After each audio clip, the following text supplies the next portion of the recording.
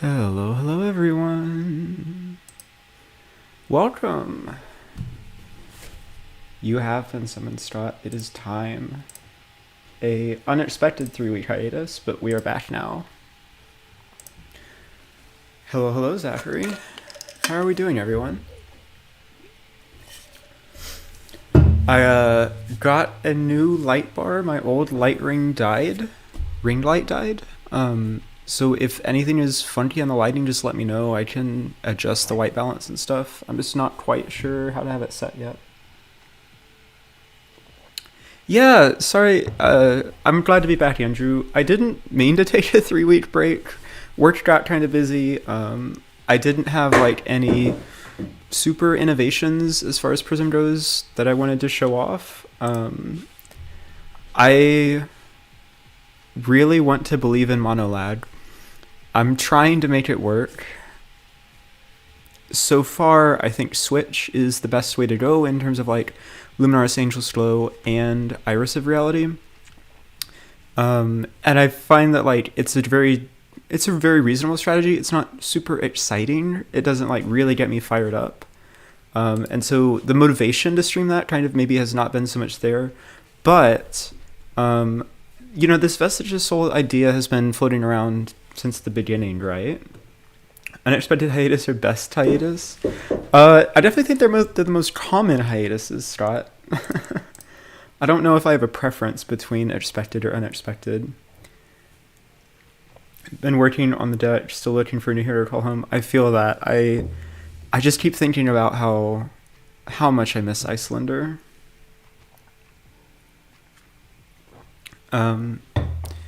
And I'm kind of filling that void with the Illusionists. I also have been looking at Dromai a little bit, but like that deck is very well explored, and so I'm just like, hey Mara, what you got going on? Because you know what's up.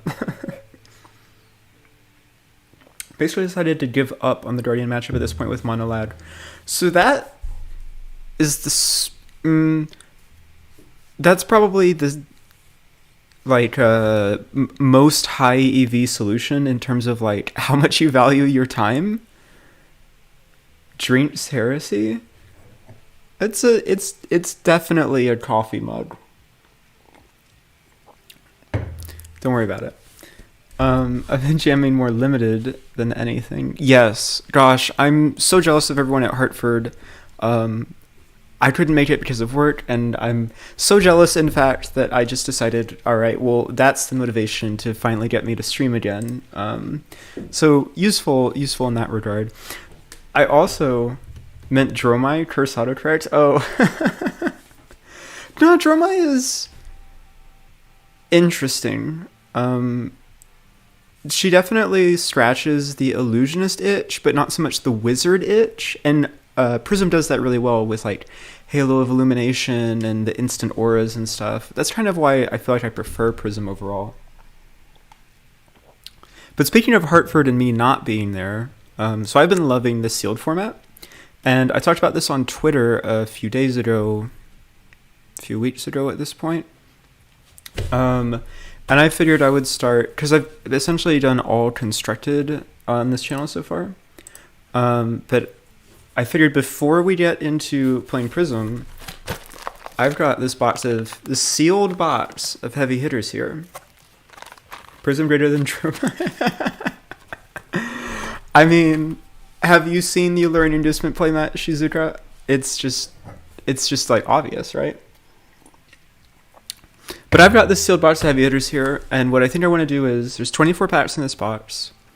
Set's going to be out for 3 to 4 months, which, with my streaming consistency is around 12 streams. So what we're going to do is every time I stream, we're going to start up with taking 2 of these packs and cracking them open and having a conversation about what's our pack 1 pick ones here. Hey, welcome, James. I'm glad you enjoyed my stuff. And so this way, we can have some conversations, because I enjoy limited a lot. I'm not a limited expert, and so we probably can all get a little bit better. So why don't we go and do that real fast? Now, I only have one webcam. a little cheeky pack one pick one. How about 2 pack one pick ones? So I'm gonna be right back as I move you over so that you can actually see the cards I open. You'll still be able to hear me, and you'll be able to hear me knock over my drink and spill cardboard everywhere, I'm sure, but I'll be right back in terms of video.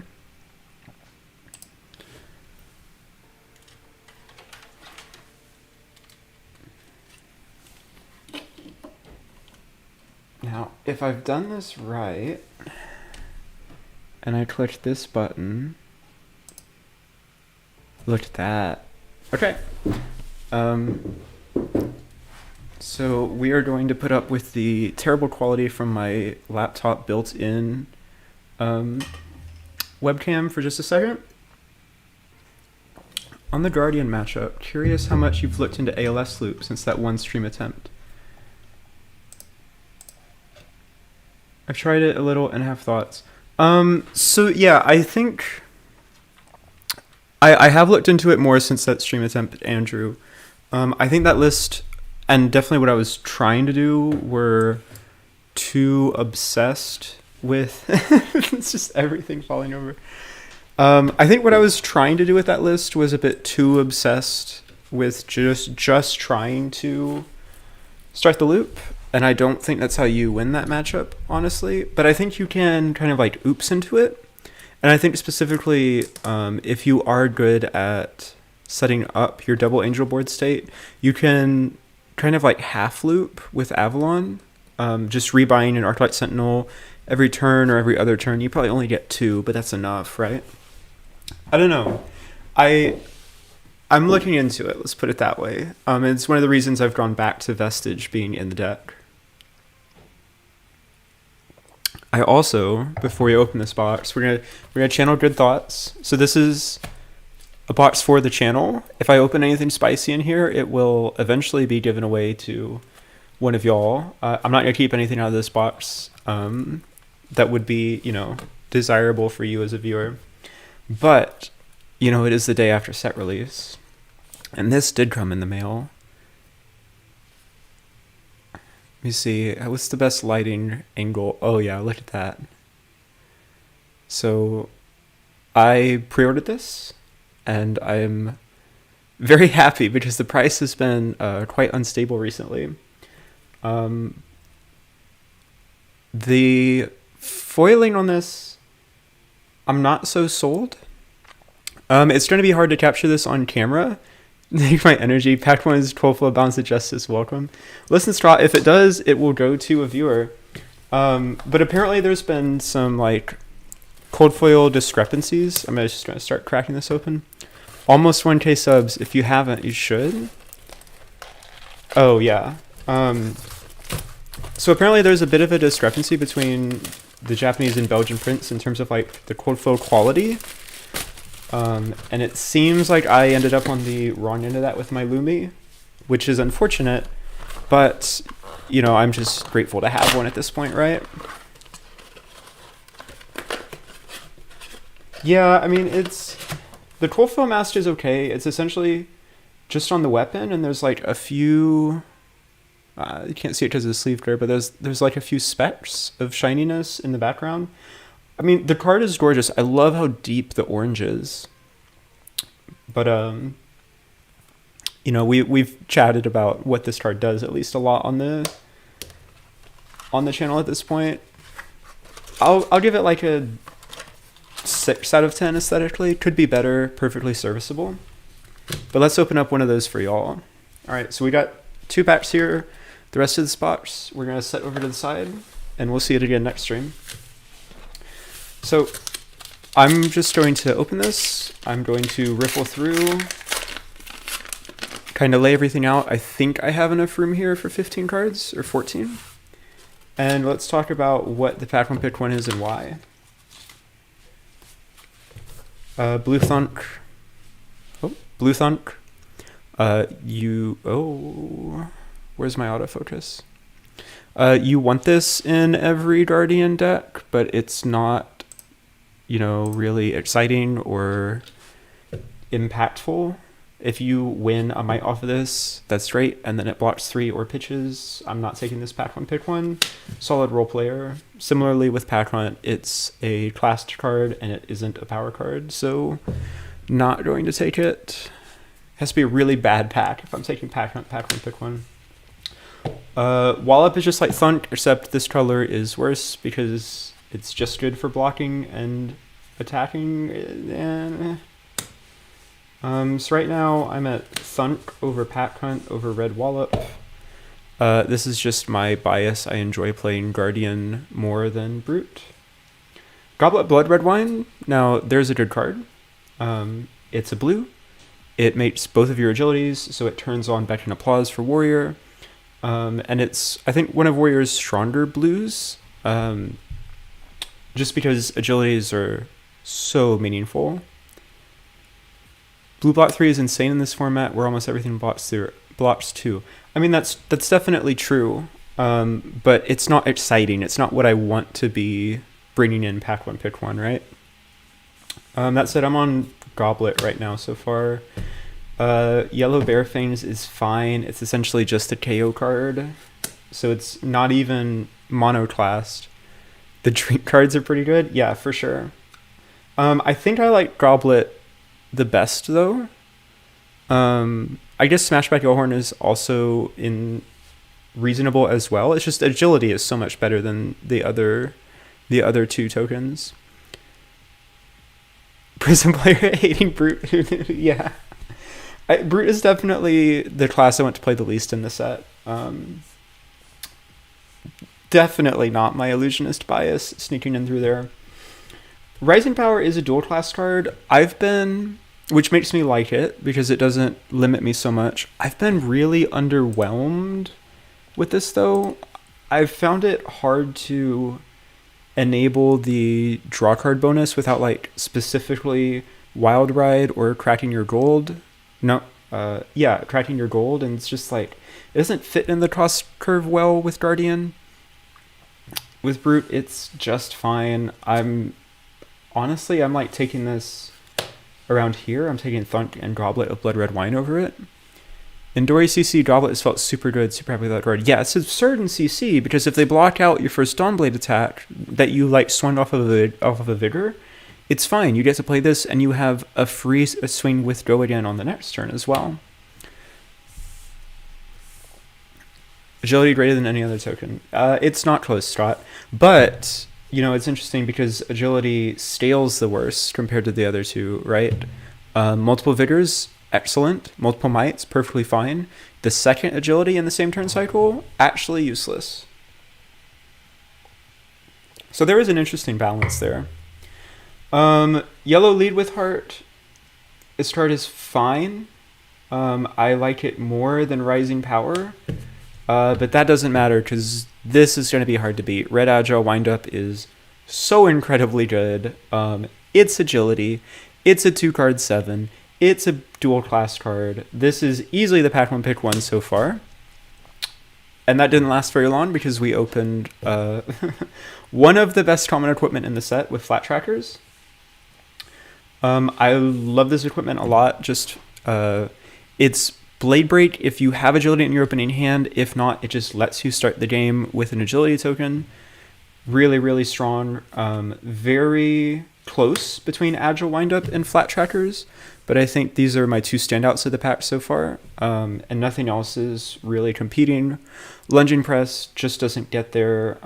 This is like a card that you want to pick up like 6th or 7th pick if you're Betsy, and then you're happy about it. Not remotely strong enough to start a pack with it.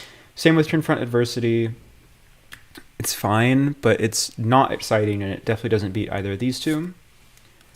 Okay, we're on to the rares. Slap Happy is one of the sort of D-reacts in the set, and it makes a Vigor if you go through your trebles. It's a dual class card. Very respectable. It's not beating Agile Windup or Flat Trackers. Not pack 1 pick 1 material, but Lunging Press did impress you. It can help blocking Overpower. Interesting. I hadn't thought about it getting around Overpower. Obviously, the Warriors do that very well because they are full of reactions. It's still a 2 block though. I think it shines at its best in Betsy, pushing your wagers. Ask Flake, Lunging Press is the best card in Sealed. That sounds like there's a story behind it, Joshua. So Slap Happy is like my 3rd pick of the pack so far, but I'm not Ooh, all right. Well, we've got a pretty good pack here. Blue down but not out. Very powerful. This card is just excellent in all of its colors. That's an interesting question. Where does down but not out rank amongst these 3? So it's better than Slap Happy. Lunging Press on Concuss is gross, more at 5. Anything on Concuss is gross, Scott. I've found my favorite all commons playline in the format, which is just pitch a blue for red money where your mouth is, play a red Concuss, pay 2 to Betsy trigger. It's so good, and it's all commons. It's like not terribly hard to pull off in draft or sealed.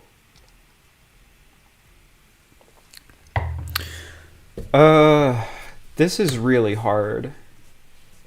Down but not out is just every single deck that you end up in is going to play blue down but not out. You think you would put blue DBNO below Agile Windup? Interesting.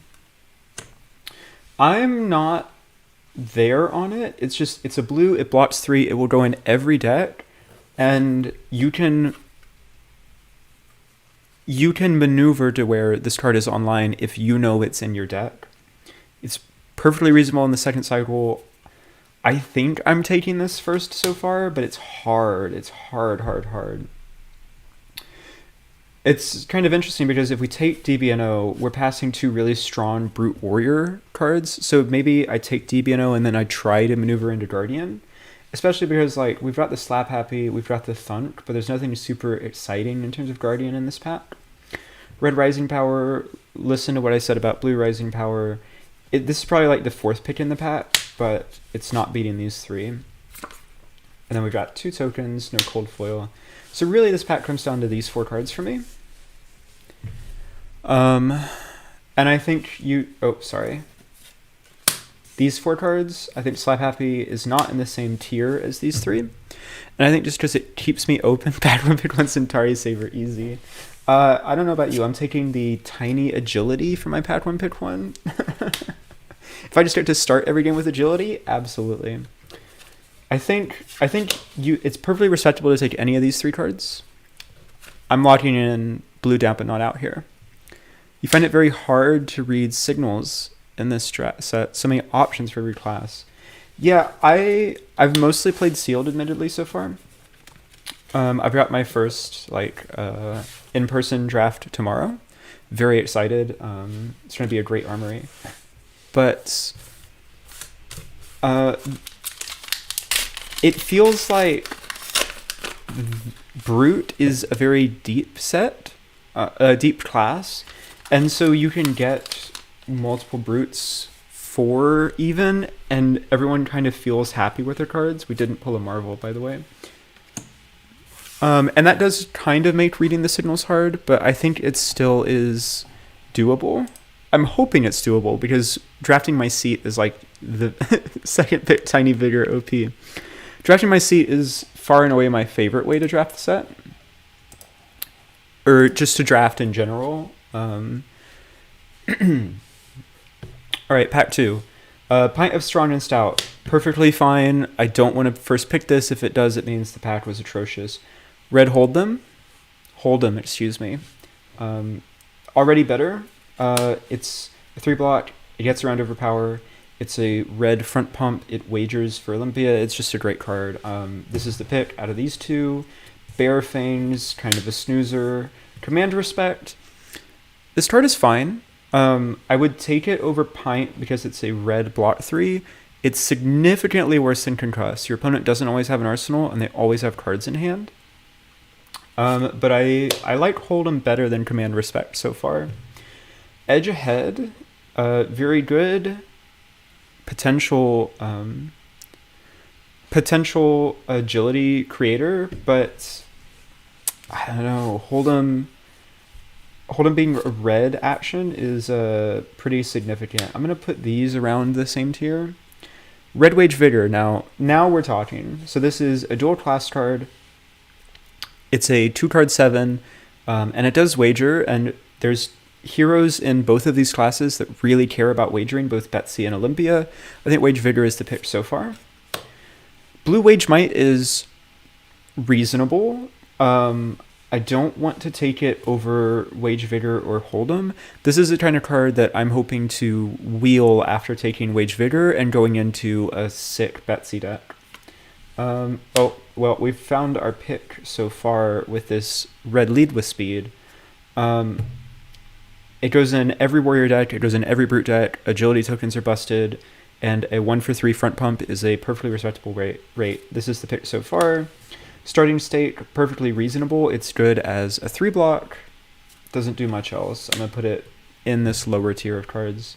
Stand ground, this is really good. I like it a lot in Betsy if you can get Good Time Chapeau, because it's just like very trivial at that point to get the 3-block out of it. It does not compete with lead with speed for my pick 1 because this locks us into one class. Could take Hold'em for signaling before lead with speed.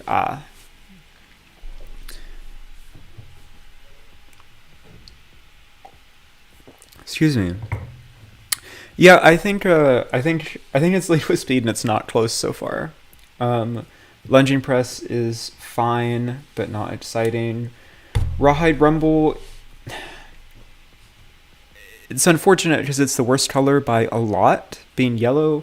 So it is a 6 for Kayo, but the Intimidate is really good in Rhinar, and it's not a 6 in Rhinar. I'm not super impressed with this card so far. It's also single class, and it isn't a Rhinar spec, but it's close. In terms of like he's the one that actually synergizes with it. I'm not taking this card pack 1, pick 1. Smash with Reality, I've been really unimpressed with these. They're cute if you have like the Big Bop or Bigger Than Big. Hey, welcome Xavier. But I'm not taking Smack over a lead with speed. Blue Rising Energy. Oh, and we got the gold foil as well. It's a Stonewall Impasse. It's interesting. So Blue Rising Energy, it's whatever. It's down here in this lower echelon. If this was draftable, I think I have it right about here, honestly, like second pick. Because there's not a lot going on in terms of Guardian cards here. I don't consider Smack to be a real signal. It's just fine. So it's like Stand Ground is a signal, Command Respect is a filler common. I think you could take Stonewall Impasse and just take every Clash card and try to like force Victor. But, you know, this is not a draftable card. Although it is extremely shiny.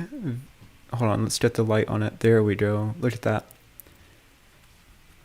But yeah, this pick is lead with speed, and I think it's pretty easy. Okay. That's our 2-pack 1 pick 1s. Down but not out. Lead with speed. 2 of the best cards in the set, I think. That was kind of easy. Hopefully we get some more challenging ones in the future. But that was my little self-indulgent limited ramble. If you want to hear my full thoughts on the set, we did a full. Hold on, let me fix my camera here.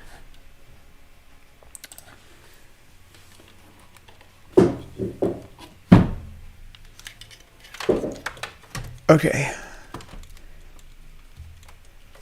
That's excellent. I successfully managed to do that twice without knocking anything over. So that's 2-pack 1 pick 1s. I feel they were relatively obvious. I guess the down but not out is arguable. If you want to hear my full thoughts on the set, and if you have specific questions about cards, Fang said on stream he really liked Smack. Interesting. When this hits 0, destroy all aura tokens they control. I don't know, I guess it's a block 3 and it's a 3-card 9, so it gives Guardian a way to use their whole hand if they end up with a lot of cards. And there I was hoping for destruction. Sorry, Scott. I'm sure it will happen eventually, because we're going to be doing that for a while now. I have to do at least 11 more streams with this set. be more interesting to do this as we get more drafts under our belt. Totally, for sure. If you want to see my full thoughts on the set, when I had played no games with it, we did a full set review on the IP3 podcast. You can go check them out, IP3 Fabcast on YouTube. That's an interesting way of putting it, Mira. Yeah. Let's break out the Vestige of Sol. His reasoning was that it also kills agility tokens, and it can be set up with an aura. I think that assumes that you're really high on the red auras, though. I want like 1 in my decks. Hold on just a second. Let's go to Talishar. Oh, Talishar doesn't exist. Yes, it does. There's a little teaser. You can see the favorited Arclight Lead Week 1 deck that I played. No spoilers on that, though. Okay, a little bit of spoilers. I played Chris Ioli round one this week. I did not play Prism. I was not bold enough. I will play Prism during the Arclight Lead, I promise. And the goal is to win the lead with Prism. But don't think it's quite ready. I played Azalea week 1. And I will not tell you who got the game. And I also will keep what hero Chris played a secret. But you should be able to tune into that Wednesday next week. Very excited. It was a very good game. Lots of back and forth. And real nail biter. I didn't play Prism. Well, listen, Joshua, let me put it this way. So it's a 9-week league, and you can only play the same hero up to 3 times before you have to switch to a different hero. So I want to save Prism for the end when it's like, the real showtime. I do believe in Prism. I wanted to save it. I want to save it for when it's really exciting. Respectfully, please don't make me buy a Vestige. I have bad news, Scott. I think Vestige is quite good.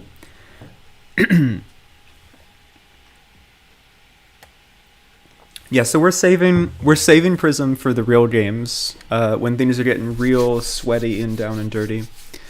But for this week, we actually have this is an all-in Vestige of Sol list. So the main board looks a lot like my Rapture lists. Essentially what you're trading here is you have a Cold Foil Vestige, you're set. Yeah, I also have my Cold Foil Vestige, which I hype bought when Prism Advent of Thrones was originally announced, before Angel's Glow, actually. So that paid off, I think, maybe.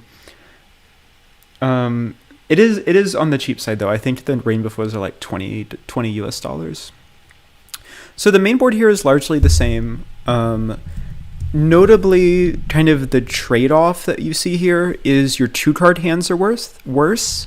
Because if you pitch a yellow or a blue to play a Herald and it hits, you don't get the free flip. You have to actually pitch a card to flip. In exchange, you get access to Tome of Divinity, which can enable some ridiculous turns. Let's put it that way. And hopefully I can show that off for you tonight. I also want to point out, Vestige of Sol was made, or Angelic Wrath was made for Vestige of Sol. Vestige didn't see a lot of play during the original Prisms era, mainly because of three things. Okay. Number 1, the existence of original Luminaris meant that giving like you have a yellow, all of your things have to go again, meant that playing all of the Wartune Heralds, so the 9 Wartune Heralds, and Miragian Metamorph, and Phantasmal Symbiosis was like the best thing you could be doing, and Tunic was very good at 1-card handing those out. We're not incentivized to do that anymore because we can't give Metamorph and Symbiosis go again. So that's one of the reasons Vestige wasn't played reduced or diminished, right? It was played a lot. It was just pitch stacking tomes. Yeah. So it was, Zachary. I think there is an argument where Tunic was always the best, and we just as Fab players weren't good enough to realize that. I looking back on a lot of older deck lists, I'm like, wow, we have come a long ways in terms of just like building our decks. It was amazing when it came off, but it was hard to do reliably. Yeah, exactly. Tunic is just so consistent. But so that was reason number one. Reason number two was you generated all these extra resources, and what were you doing with them? Because Prism 1's ability was make a spectral shield, which could attack, so it was kind of like 2 value. It's a fine resource sink, but it wasn't exciting. Whereas now, you know, if we turn our light blues into cards that pitch for 4, we essentially can 1 card 8 with Prism's ability to pay 2 and awaken an angel and attack with that angel. So we have a higher incentive to play high resource dense hands. Rapture, of course, does the same thing, but Rapture doesn't have access to Tome of Divinity. And then the third thing that's kind of in Vestige's favor compared to like Monarch meta was Angelic Wrath and Celestial Reprimand exist now. These cards are absurd for this plan. So Angelic Wrath versus low popper heroes. You play a Herald. You've got a 3-card hand. It's a yellow, a Herald, and an Angelic Wrath blue. You play a Herald. They don't block it. Awesome. Your Angelic Wrath now pitches for 4, so you get to awaken and attack with your angel. They do block it. Angelic Wrath pushes your on hit. Same with Reprimand versus 6 power poppers. And of course, these arguments work for Rapture too. And it's one of the reasons why I love Yellow Wrath in my Rapture lists. But again, they don't have access to Tome of Divinity. So really it comes down to, is Tome worth it? I don't know. Let's find out. I think I've been very impressed with its ceiling. And at its floor, it is a yellow, right? So many 0 blocks. And this is me after cutting a lot of the 0 blocks. Yeah, so we're on 8 Figments, 9, 10, 11 with Tome of Divinity, 12, 13, 14 with Angelic Wrath, so around a quarter of our main deck. And then ALS, the Reprimands, and Genesis. Genesis is like a pseudo block card though, because you play it and then they must kill it, otherwise all of your cards pitch for +1 resource the rest of the game. It's a yellow, is not a high floor. Well, don't call me out like that, Strat. You do spice soul food, Andrew. So this is still attempting to be a mono Luminaris list. Soul Food has consistently been the best and easiest way to generate Soul versus Guardians, and nothing else has come close in my experience. Is Soraya reliably playable in this? So, when we're like aggroing, not particularly Trillion, sometimes you get to high roll it with Wave of Reality or Figment of Protection, but where it really shines is when we are playing against Guardian, because we don't really have a lot of uses for our Halo in that matchup. Maybe you get to Figment of Triumph on a Herald of Triumph. But what that means is you can use your Halo to consistently go get your Figment of Protection as your last Figment when it's showtime to start doing the Double Angel thing. And rebuy Invoke Soraya with Figment of Rebirth, or just have it arsenaled. And it lets you awaken 3 angels in your starting turn cycle. Is Soul Food a turn 1 play, or do you find you're able to keep more than 2 cards versus Bravo? There are turn cycles where you just have to face tank on a turn and then play Soul Food and put 3 cards in Soul. You really want 7 to 8 Figments out. Like, you can sack 1 Figment into Soul if you need to, but it's not recommended. And then my goal is 8 to 10 Soul before I start pulling things off and saying it's showtime versus Guardians. Let me be clear, it's a theoretical plan. It's still not working. I'm trying real hard. And what's nice about this list is you can accidentally ALS loop someone with the Genesis and the Vestige and the ALS. You can kind of build it yourself as well with Avalon's trigger to rebuy ALS.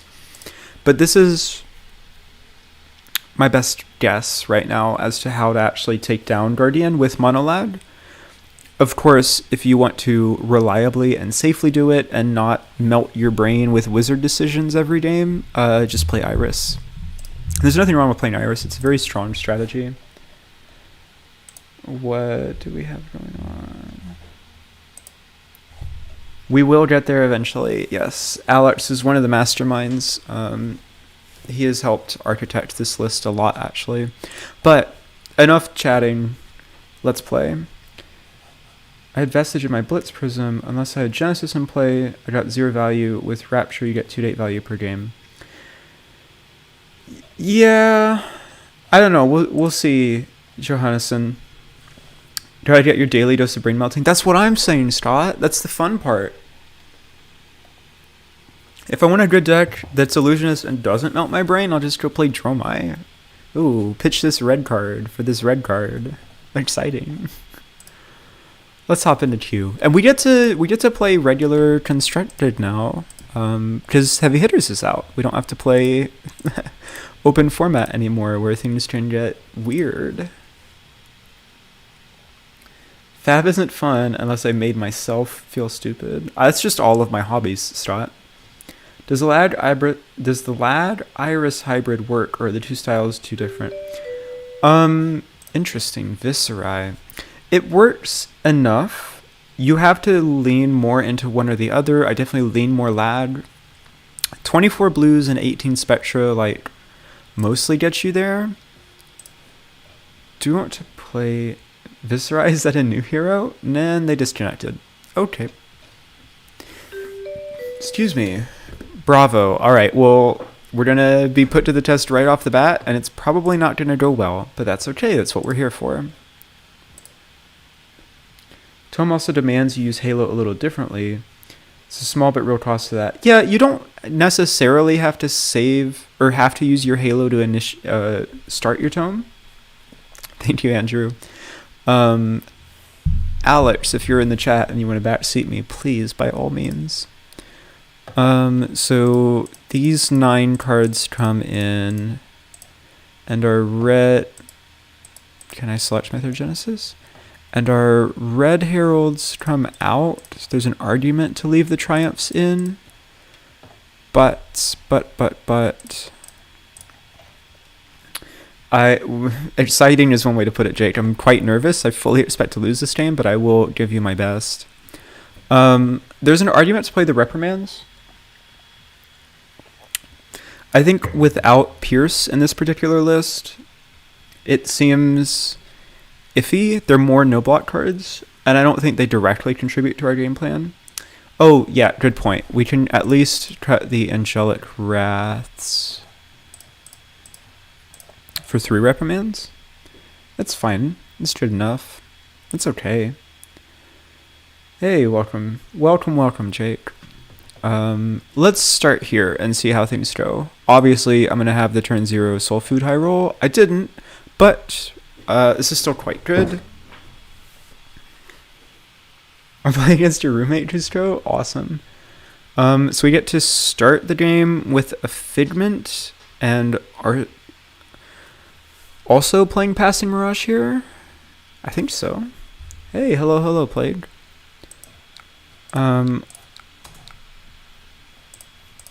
This buys us another turn of Breathing Room. Beautiful. Because they're just going to attack passing. And now we get to Soul Food. Get 2 more Figments and 4 Soul.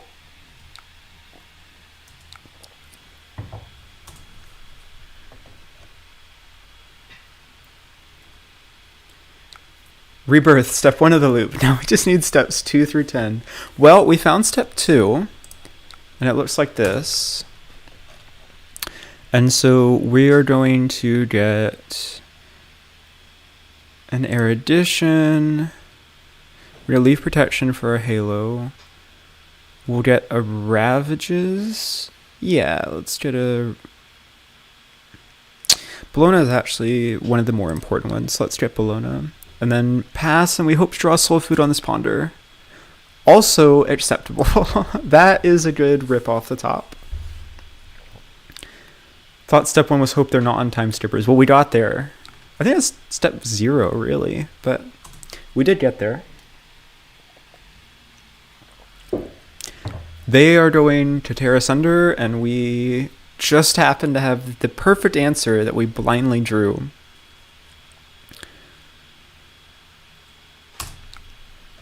So they've got 7 overpower. They're representing pummel. We don't...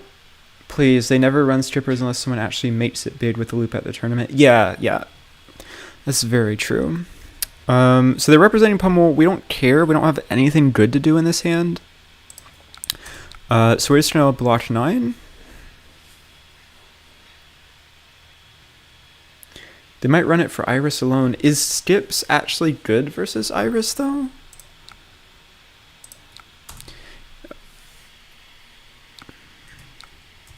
We had another soul. And we have this courage from Figment War that's going to get wasted here, but it is what it is. We're at least taking a card from Bravo here.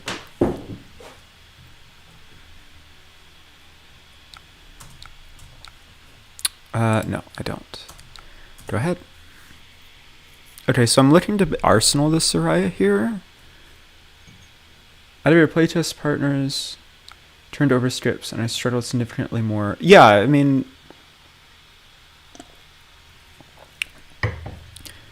I don't know. It's fine. I'm sad that we already fetched Rebirth. Or that we played Rebirth, because it means I can't rebirth the Soraya back, invoke Soraya back. They're going to hammer after this. So this is the most life-efficient way to do this. If it wasn't for Celis, I could run out Soraya here. I could. I'm not sure that I want to.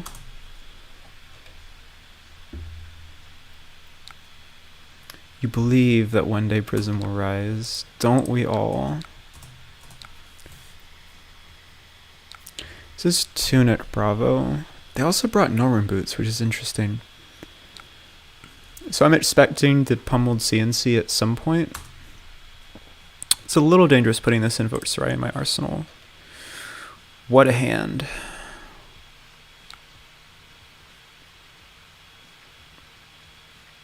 Hey, this is a really good hand. You think she's the real villain in the Monarch story? I mean, I think Solana is the real villain in the Monarch stories. I think Prism is kind of like the naive librarian, essentially, that got co-opted and doesn't understand exactly who she's fighting for. Oh wow, didn't even notice the Norrune. Must be hedged and it's merciful. Yeah, that's certainly a choice. I think... It also hedges against Secum, but like... Oh, this looks like a pummel then. Nope. They're stacking Go again. I dislike that. Dislike that a lot.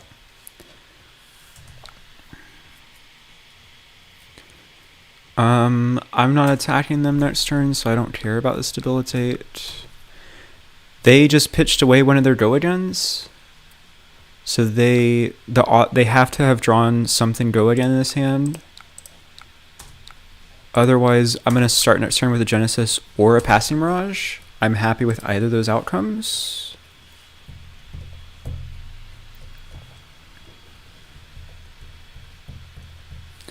This hand is not great, but it's fine.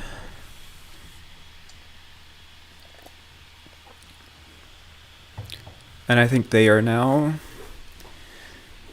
realizing that they probably shouldn't have pitched that Go again.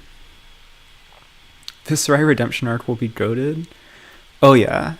You know, Viscerai, the Light Shadow Runeblade hero. The longest type line in the game. Oh, but he's from Volcor originally, right? So we'll have Viscerai, the Draconic Light Shadow Runeblade hero. Young hero. Opponent has entered the panicking phase. Yes. They're choosing Passing Mirage.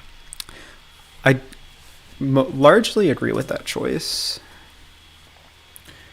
When are you looking to play Soraya out of Arsenal? When it's go time. When we are turning on the Double Angel. We're not remotely there yet. We're about halfway there in Soul. And we need at least twice as many Figments. They pitched Starstruck and Spinal. So they just had a rough hand in general. Oh, they're heaving? A blue Thunderquake. What a choice.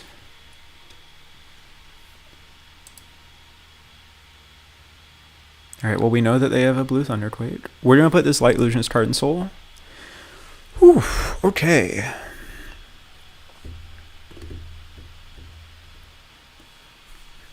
We can invoke Soraya if we want to.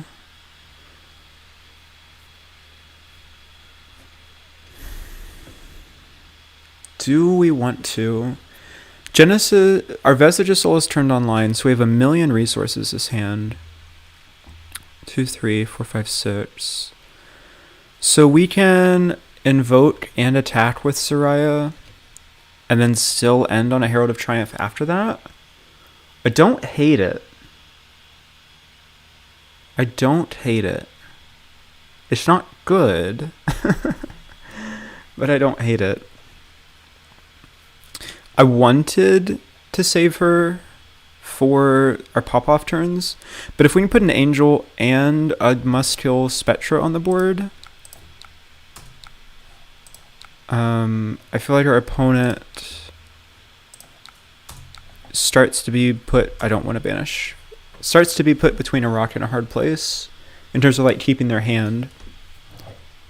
If they have Go Again or Pummel, of course things start ugly for us. Right now what I want to draw is another Soul Food or my second Arclight, an Arclight Sentinel, so I can get that into our yard for Avalon. They're not giving armor here, which is interesting. And the lifelink on Soraya means we go up to 22.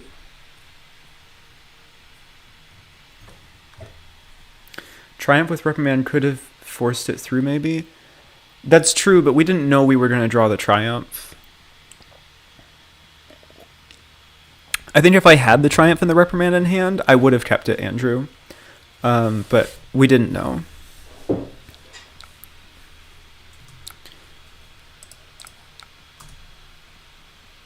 Oh, that's hilarious. I just had I had enough resources floating anyways.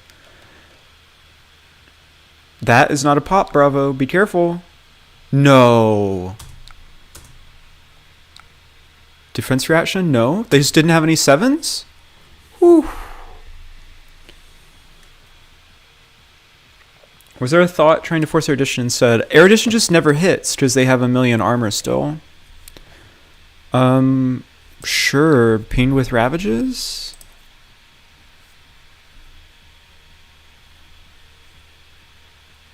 Well, now we're doing quite well for ourselves.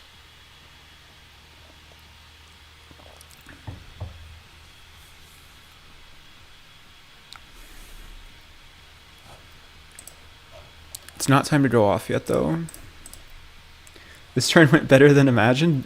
For real, Scott. We've seen all 3 of their Zealous Spelltings because their 3rd is on the bottom of their deck. They're probably on East Strikes because it's Tunic Bravo. And we haven't seen any rouses yet, but they need to keep a lot of cards to rouse. I think we're kind of doing okay. Pass. I guess I will Arsenal that, although it's risky. This is just a Soraya. I get to keep Genesis? Question mark, please. Just at Soraya. Okay. Stop giving us hope. Why? If it works, isn't that like the coolest thing ever? Also, we're not remotely close to it working yet. Please keep that in mind. Let's do the thing. Hope to draw a Reprimand. That's even better. Oh my goodness. Yeah, because we get to end this turn cycle with a Passing Mirage and a Genesis out. This Bravo is just in trouble again. The Crowful Iris is currently nervous. Well, I mean, that's on you for buying in Crowful Iris, Scott, when you could have had all of this. Opponent has a Death Wish, leaving Genesis out. Yeah.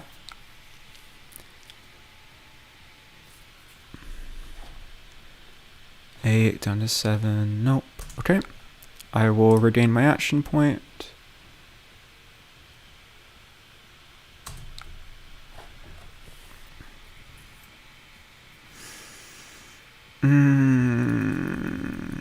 It's just play passing, right? Play passing, Arsenal, Celestial Cataclysm. 1, 2, 3, 4, 5. We have 6 Figments available with Halo. Also, the 12-hour Iris had to happen after Iris Dromai. Oh, of course, Scott. Of course. Yeah. Okay, I think that's the play. So we're going to play this passing. We're going to tell our opponent, go. We're going to arsenal this. We've got Tome of Divinity. Oh my goodness. Why are they choosing to kill passing and not Genesis? What are they thinking? This might be go time.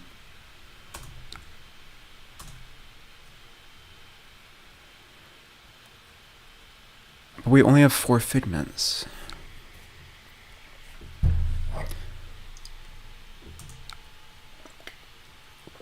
Alright. Well, if you're ready for fireworks, here's fireworks. Boltyn Herald. Draw Sea Strike. With this board full of game objects. Tome of Divinity is online, so let's play it. Draw a million cards. Draw an Arclight Sentinel. No, just a bunch of heralds. Okay. Bravo is making interesting decisions. Hey Rhea, how do you like the new set? I think it's really cool, Ryan. We did a pack one, pick one earlier twice. Got this nice down but not out and red lead with speed. Very happy with both of those picks. Alright, I have 6 cards available to me here. What's the play? I can double Sea Strike and attack with an Angel this turn if I want to. Most players don't know Prism, but they know Dromai, and in Dromai, passing and Mirror Die are priority targets. I mean, passing is also a priority target in Prism. Let's be very clear. Am I down all 3 of them already? Yes. So I'm kind of supposed to start popping off, although I don't. And they claimed victory? Okay. Sure, I guess I wasn't active, but I also had 6 cards available to me. I'm sorry, chat. That was a bit of a bummer. I think you need Soul more than I need 7 from Sea Strike. Yeah, I don't know. So what were we gonna... Yeah, for real. It's not like it was a very obvious play to make. So what could we have done there? We have a million Soul. We could... We can't play and rebuy and draw Tome with Soraya Avalon because we can only awaken 1 Angel this turn cycle, which is the hard part. If we do awaken 1 here... I still don't think we're ready to do that though. I think we just double Angel. I'm not sure. Could try Soraya and Halo to dig for ALS. Yeah. The next turn cycle would have been so good because we would have been ALS looping at that point too. But that's confirmation bias. That's a real bummer. I would have loved to see how that turned out. Where was our next soul food? Should have sent the I'm thinking message. I guess so. I typically assume that's not really necessary. It definitely felt like everything was going right that game. I don't know. Is it copium? It's probably copium. But let's hop into another game since that one was a disappointing ending.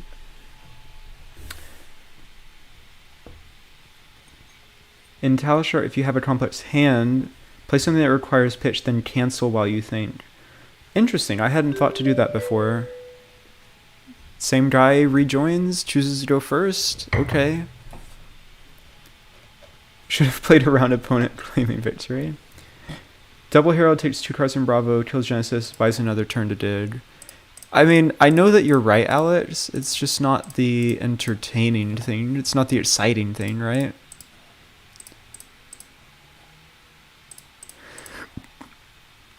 Oh, I'm missing 50 like this. Why is this Genesis Sword to collect? There we go.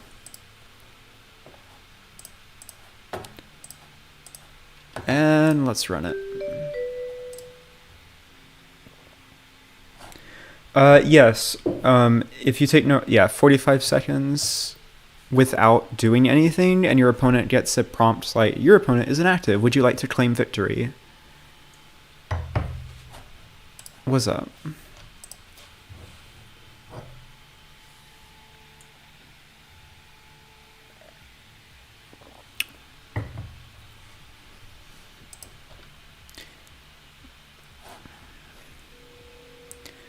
The exciting thing is to solve this matchup. Yeah.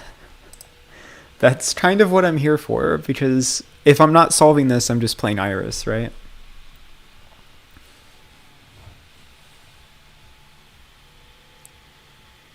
While our opponent is thinking, is there anything different here in terms of sideboarding? We can play the reprimands, they're extra no blocks. Seems not very wise.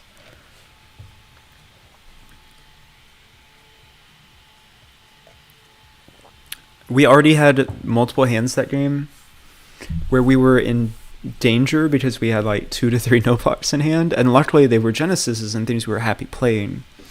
But it very well could have just been dying. We can beat this matchup if the Bravo goes into heavy thinking and we claim the victory. Genius, my lord. M-Lord? I'm not sure how to say the name. Imposing Visage. Visage. How do you say that word? Visage or Visage? Get the turn 0 showtime? It's pretty good. It's pretty good.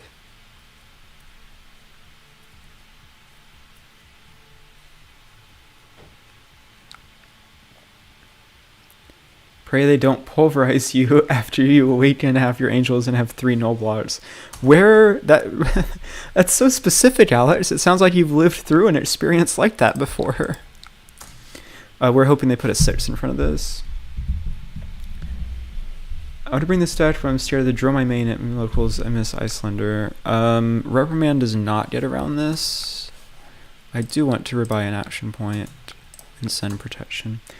Dromai is unfavored, but it's actually winnable now, Ryan. I highly recommend giving it another try, especially with the mono lag lists that get to play like Angelic Wrath and stuff. I think the matchup can be quite reasonable.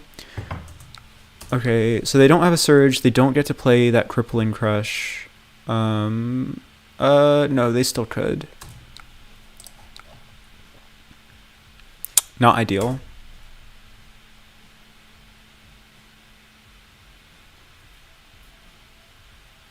They don't get to play the Crippling Crush.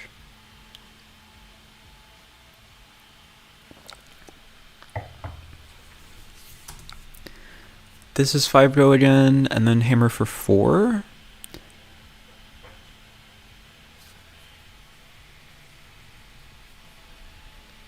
Would you have used the Sea Charge that turn? Seems dangerous to play Soul like that. I was very tempted, Zachary. I think ultimately it'd be correct not to.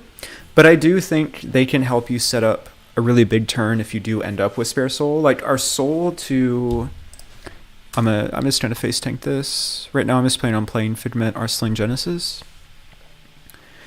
Sorry, I completely just lost my train of thought because I got worried about timing out.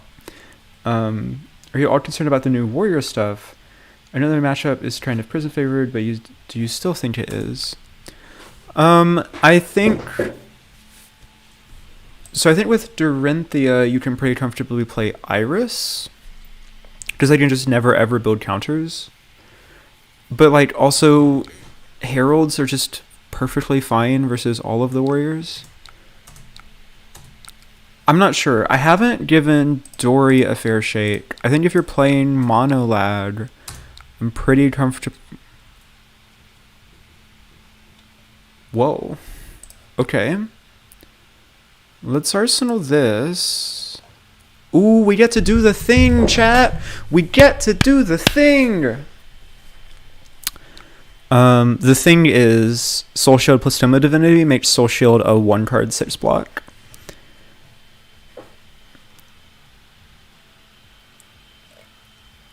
But this is a dominated Crippling Crush. Okay, is Talishar coded where I can respond to the discard trigger? Is that how this works?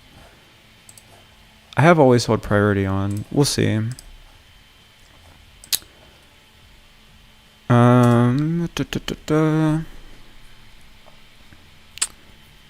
No? Okay. Well, I can still get this Genesis out, I think, but it's gonna be ugly. So I pass. Oh, but it won't be until after the chain's closed. Gross. Okay. So I pass on blocks. We're going to lose our hand this turn no matter what. So we might as well just build Soul and get this Genesis out.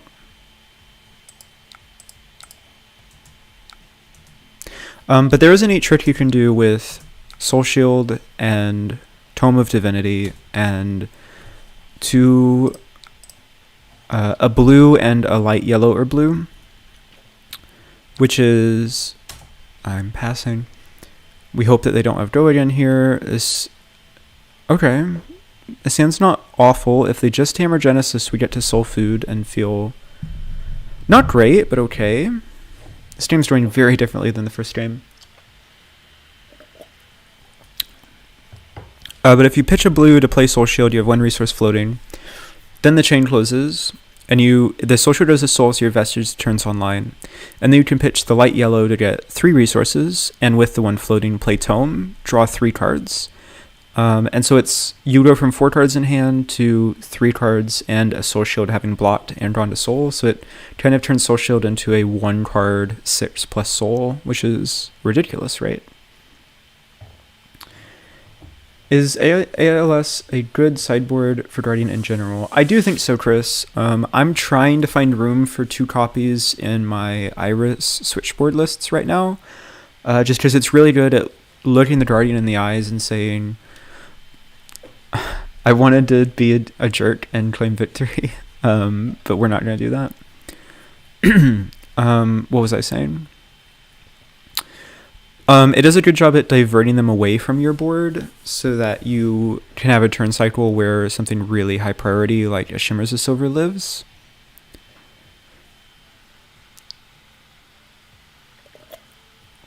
I don't think we're getting there this game, chat. Oh, they're really thinking about what they want to do. Okay, so they're hammering Genesis. We can play ALS and just live for another turn.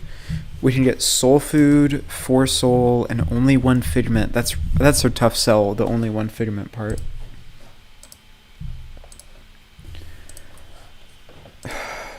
So if they ignore Genesis, do we try to play ALS and Arsenal Soul Food? We don't have enough. Oh, if they ignore Genesis? Yeah, I totally would be playing ALS, Arsenal Soul Food, 100%. They were smart enough to not ignore Genesis. You're not sure that you would have made it, Scott? Scott, you were like the most congenial person I know. I could never imagine you being a jerk. Are we just soul fooding? I think we're just soul fooding. That's what we came here to do.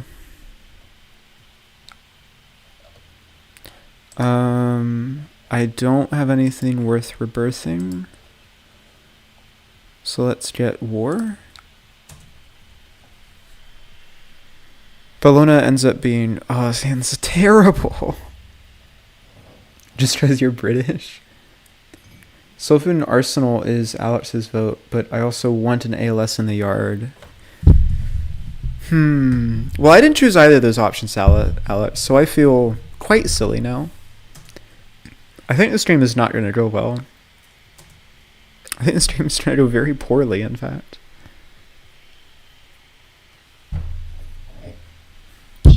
Oops, sorry.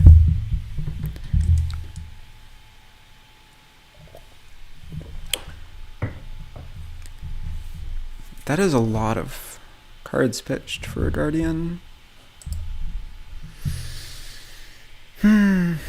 Learning is good. I'm learning that I need to give up and play Switchboard. Can I do anything about this 10 Dominate? No. So I get to play a Figment this turn cycle. Honestly, not the worst. Not the best, but not the worst. The issue is I'm just going to be dead soon. Hey, thanks, James. I'm going to need the luck, so... Wait, no, that wasn't the lesson? Oh. Weren't you just complaining about having to buy a Vestige and not getting to use your Iris, though? This just seems like everything's coming up Scott.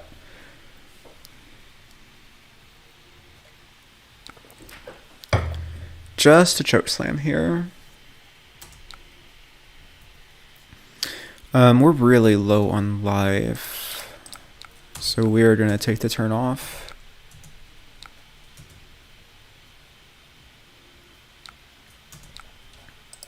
Love to see a...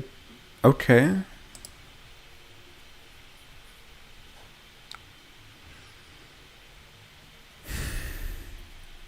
It's fair to call you out there.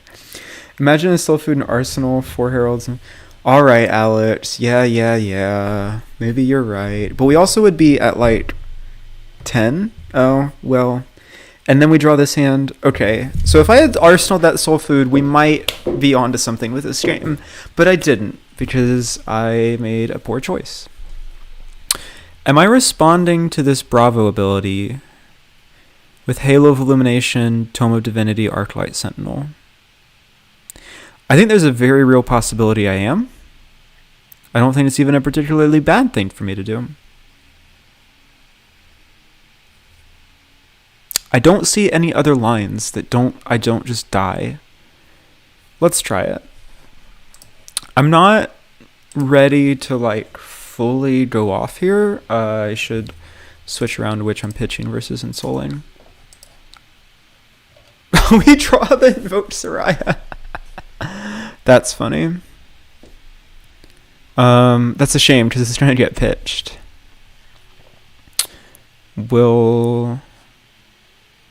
Sure, we'll get protection. We're giving the opponent a chance. And then we just draw into... Ooh. Okay.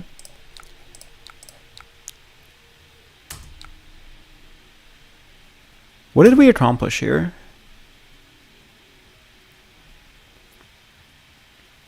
I'm not sure it was a lot, is the answer.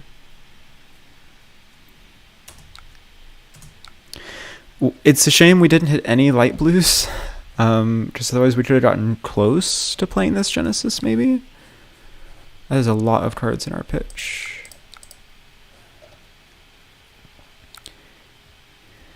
Now I would love to resolve this Genesis, but I also want to clear my arsenal of this Herald of Triumph. It also stops Bravo from just completely beating our face in. What did we accomplish here? My tombstone, probably. We can have matching gravestones, Scott. It's a good autobiography title. Okay, if I do the thing again, what does it get me? It gets me closer to my next soul food? Yeah. Matching gravestones is a vibe. Yeah, it gets me closer to my next soul food. That definitely is what I'm going for here. Wish I had Genesis in Arsenal right now.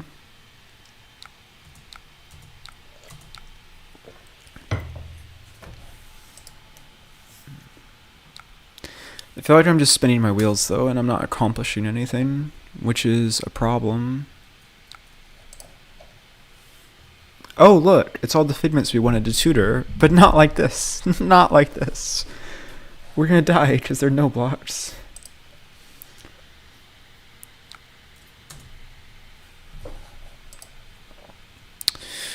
Alright, I don't have an Arclight Sentinel for you this time, Bravo. It's a shame. We're so dead.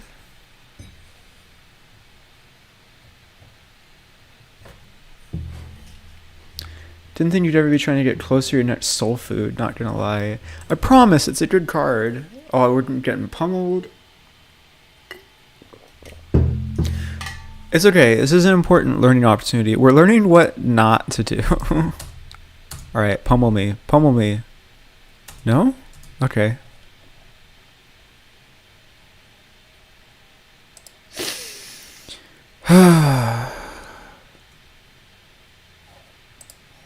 What do I get to rebuy? Triumph? I pitched Invoke. Ugh.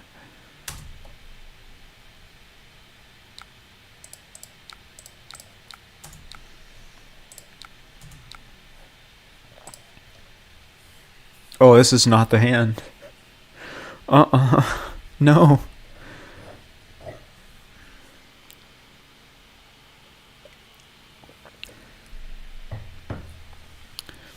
We're not there on Figments. We're not there on Soul. This game is kind of over. More than kind of.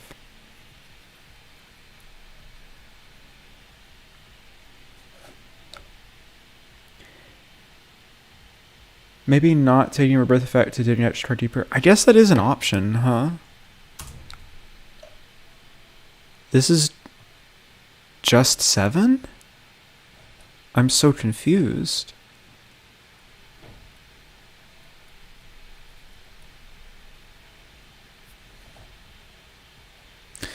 Well, I need to block at least some, and I only have 2 cards in hand that block. Not ideal. Listen, we haven't seen any of our passing mirages. If I can just survive and find a passing mirage, and Bravo doesn't have go again, we might still be in business. Himbo energy, too strong. Look at that Himbo energy, too strong.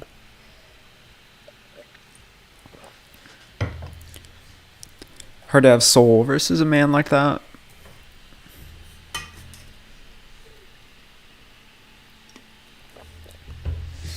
I just realized I did the thing where I'm drinking out of 2 different drink containers right now. Distracted much?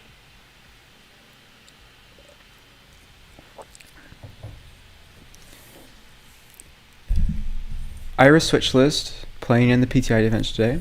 Guardian seems like an uphill battle even with an Iris list. Any suggestion? So my best recommendation for playing an Iris switch is use your Halo. I assume you're on Mage Master boots, so like obviously the thing is about those, like getting a double blue Iris aura turnout. We found the passing mirage. This hand has nothing else as an issue. Nothing is more illusionist than drinking multiple beverages simultaneously. Amen. 2 drinks is tier 0, water plus coffee meta. It's a little late in the day to be having coffee though. I don't even have any trips here, any anti-dominate trips. Sounds like just dead. Just 6, so it's actually 10 because of pummel. Diversify your aura threats between Spectra and Spectral Shields, and that's especially what you want to be using your Halo of Illumination for, is to go get Aegis and attack with her and use the Soul Trigger effect after a Soul Shield, of course. And because once the Bravo is out of go again attacks, you're just trying to have to block those out a bit. We just die here. Yeah. There is no other option aside from just dying. Well, that's not entirely true. We can do this. We can pass. They can pummel us. There's not a pummel. Oh, we might be alive. What was that? They could have at least attacked with disable or something. I'm so confused. Okay, well, I get to develop a Figment and play Passing Mirage. We can wait out the claim victory button. It's a legitimate strategy. Here's a Genesis. That's not bad. Now are we dead?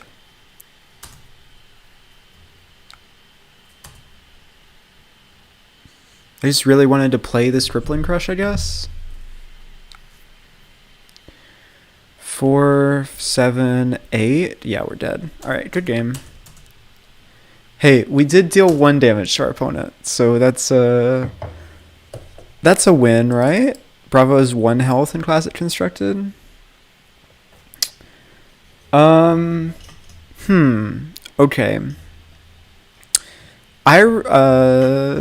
Mono lad plan not looking great. Not looking great.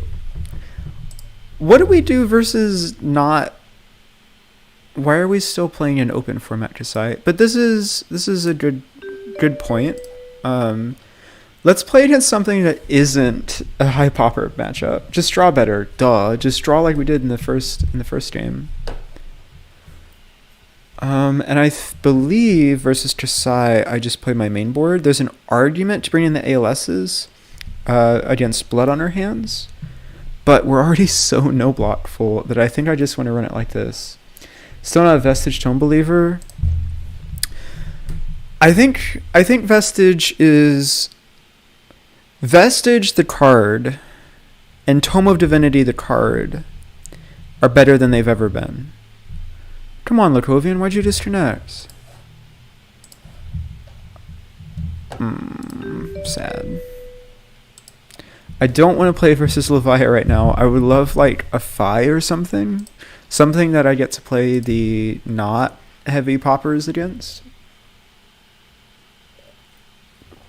So I think Tome and Vestige as a combo is better than it's ever been because of the Dusk Till Dawn aura support. I want it to be better than Rapture just because it's like weird and cool. I guess I don't have Merciful in right now, and Merciful would help enable Vestige in like its entirety versus Bravo. The idea was we try to work towards the ALS combo, but if it's just not happening, like if the ALS combo just isn't happening, then Merciful isn't stopping us. Merciful isn't denying us anything that we don't have anyways. They're good, but adds more variance to our plan that isn't consistent to start and adds more no blocks. Tome being a no block was relevant multiple times in that second game for sure. What about a Vestige switch list? I've been thinking about that, Nigel. I think it's not a bad idea. And I've talked to some players that think that might be the way to go. I'm concerned about deck slots. Because if we're talking Vestige and 3 Tomes and 3 Arclight Sentinels, that's already like half of your sideboard space. You also need a No Rune Gloves in there. Presumably you want 5 Celestial Reprimands to beat Brutes, and we're out of slots already. I don't know. There's some real deck building tension going on in this hero, especially compared to old Prism. Let's play versus this Katsu.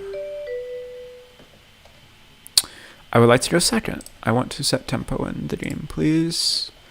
Get ready for not a lot of blocking, by the way, and we're just going to play this 60. This is one of the matchups where we kind of suffer having to play Soul Shield. It's fine versus Surging Strike, and it's really uncomfortable versus everything else. But yeah, the issue with the Vestige switch list, like every other switch list with Prism, is just where is the space for it? I'm not sure. It's been the question I kind of have been repeatedly asking myself.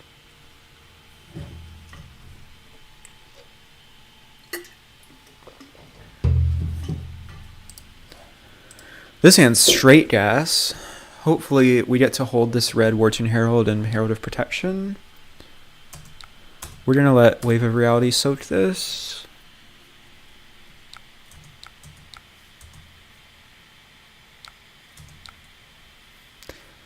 They've got 3 cards left. We can afford to block 1 here.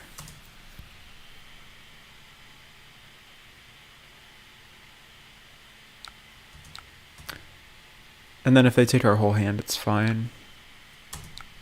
This is just 3. Sure. Snapdragon Scalers, huh? I didn't even notice that. God, I'm so tempted to hold 2 red heralds. That assumes that we draw...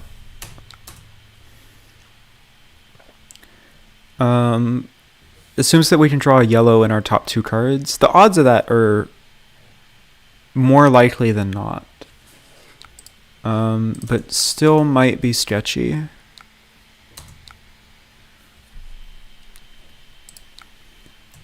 Is there a world where Fyendal, Fighting Spirit, and Wounded Boltyn can be played in the deck?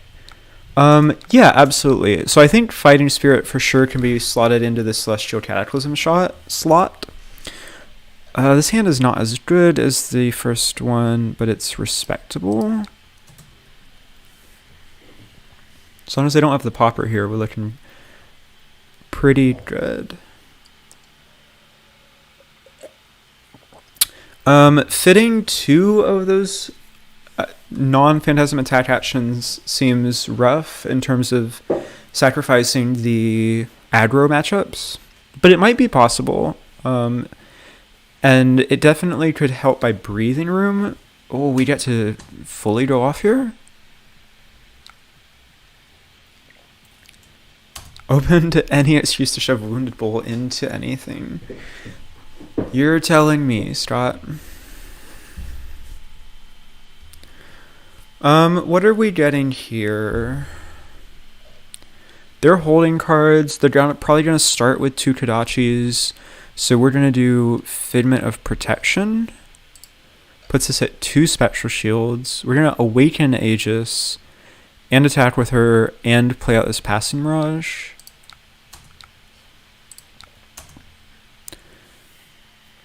And now we're pretty insulated from this Katsu hitting at the start of their turn.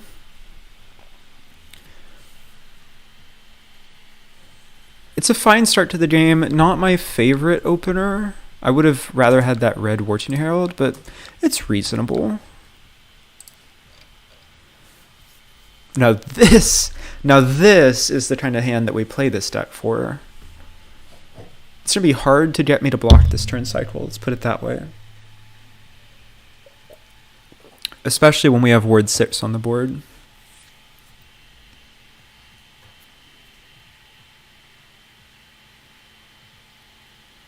They're attacking me, which is the correct choice. Wounded Bull is the fab version of WD-40. It answers most problems. That's incredible.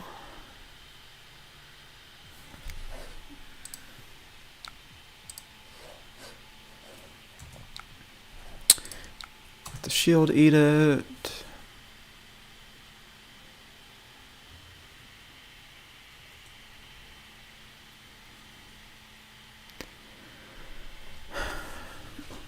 Good start to this game.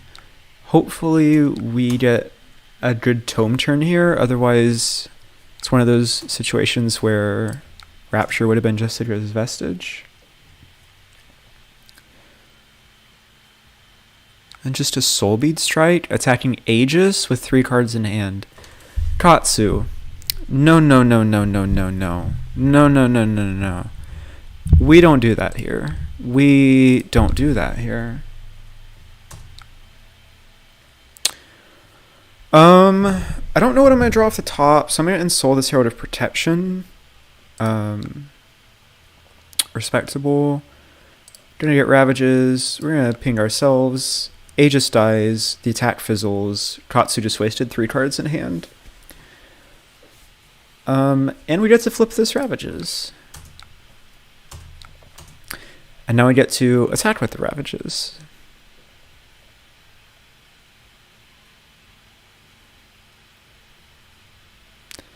It's a bit rough to have Halo drawn this early after seeing no poppers from the Katsu yet. But that was just designed an absurd amount of value. There's no way we don't ever do that there. Gotta be my favorite trick with Halo. The issue is every opponent falls for it once, and then they learn the trick, and it never happens again. Opponent appears to have goofed.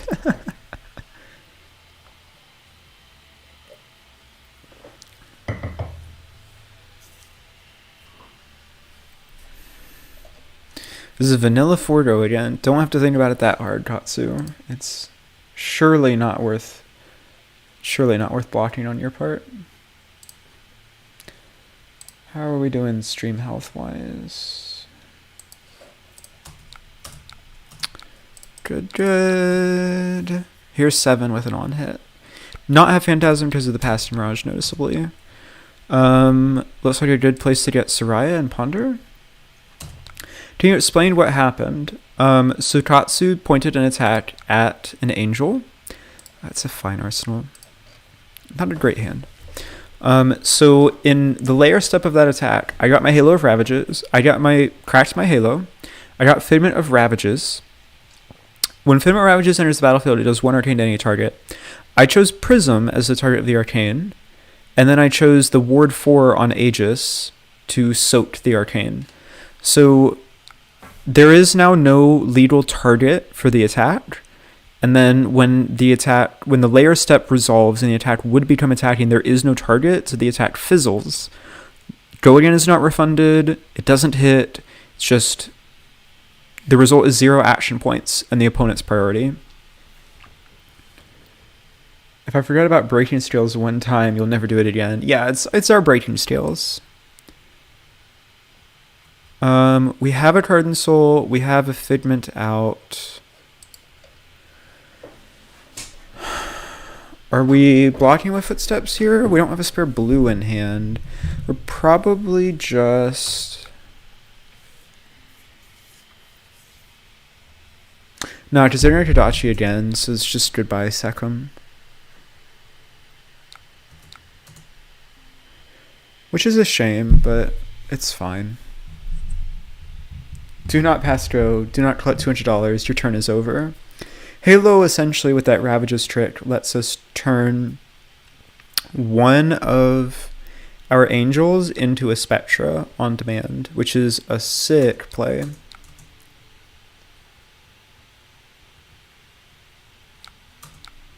Alright. So the Katsu is half health, and we just took our first damage of the game. Not doing too shabby, if I say so myself.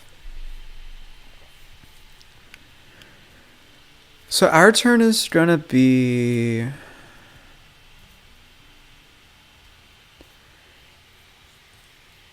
Herald into Herald. So giving 3 block here is fine.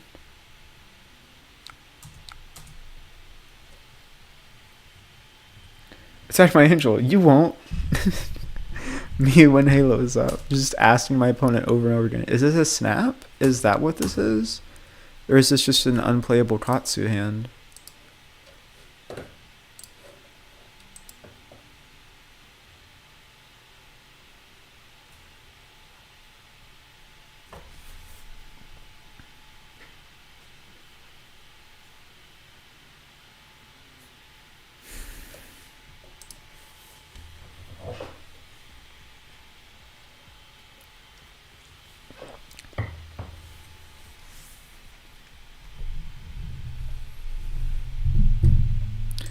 Thinking they may not have realized that. Sorry, I didn't realize I was so quiet for a second there. I'm not sure, did they like forget to bring breezies and they were trying to bonds here? They only have 2 cards in their yard, so it's not even, it's a fine turn to bonds, but I'm not sure what the line is here. Do we do it, chat? Do we do it? Do we do it? I'm not gonna do it. I love how there's 2 different claim victory buttons though. Sure, I guess you can snap this. Are we going for like a Mugenshi here with no shuffleable cards in the yard?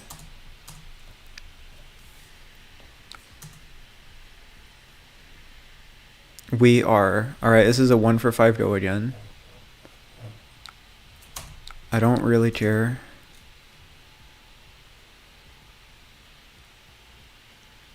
Something meant to ask earlier. What was the consideration for Light of Soul in the Angel Plan as a way to get more figments and more soul? So, here's my issue with Light of Soul, Andrew.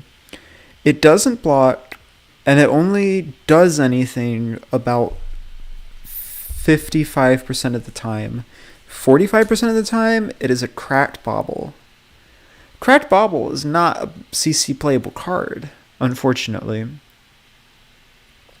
Oh, they killed passing? Sure. And so I find that the downside is higher than the upside pretty consistently, since we liked playing so many non-attack or so many no-block cards, excuse me.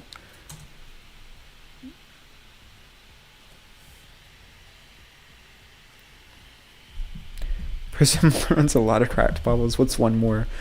One more is the difference between dying or not to a dominated Bravo attack, Zachary, it turns out. Pretty frequently, too, like a disappointing amount of the time. Oh my gosh, we get to hit with this? Yeah, I'll get Figment of War. Do I have anything good to rebirth? Not yet. I'll get Figment of War and turn this Yellow Ravages into a breakpoint. Can't leave out the $150 cracked bauble. Don't remind me how much I paid for that card, Scott. I fell into the hype. I fell for the hype when Angel's Glow was spoiled, and I am being punished for it.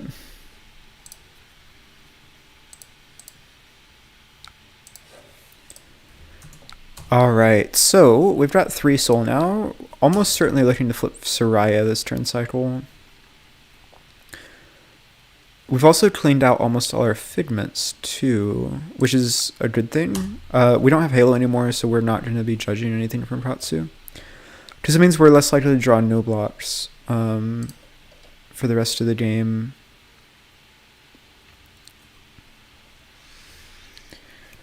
Yeah, this is a good hand to awaken Soraya, I'll say that much. The $150 bauble is Cold Foil Light of Soul, which some of us foolishly paid for when Luminar's Angel's Glow was spoiled by Phano. What was that, a few months ago at this point? I don't care about 1 damage.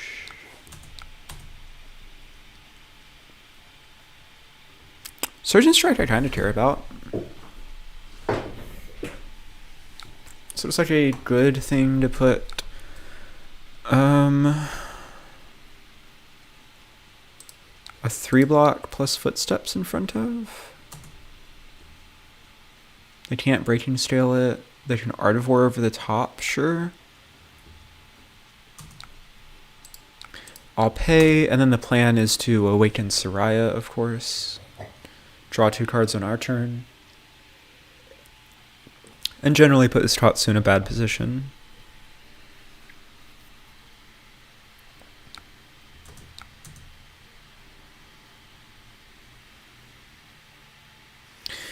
What's the follow-up? Do they have the natty combo? They don't. Okay. Well, I'm extremely happy taking 7 here.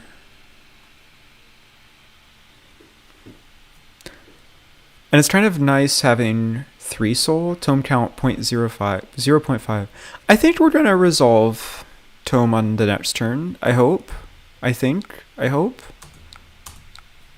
Whether it does us anything is a different question.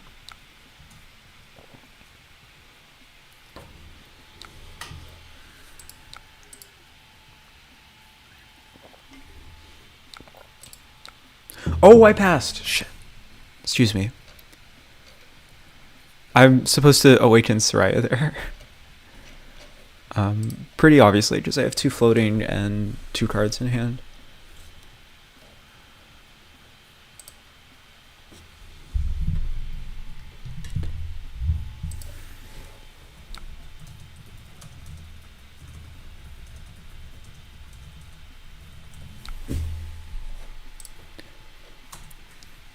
Every Katsu you play against has the natty combo. If you want to see that in action, tie-dye top hat, go watch my last stream where that Katsu I think Darkodius said it best. That Katsu was an anime protagonist. Had every combo every turn. I think without Halo I would have been double bondsed and then triple bondsed. If we did the math right. Alright, well Katsu is changing their play line. Sure. And we still almost won that game. Yep. Luminous Angel is a silly card. That Katsu belonged on Crunchyroll. For real. Okay, I believe. We're gonna resolve Tome here. I believe. I do want to draw 2 cards. Ooh. Interesting.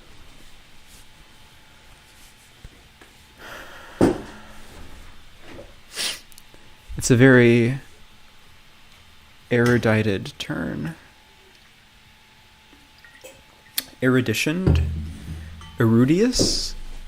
What's the adjective form of erudition? I actually don't know.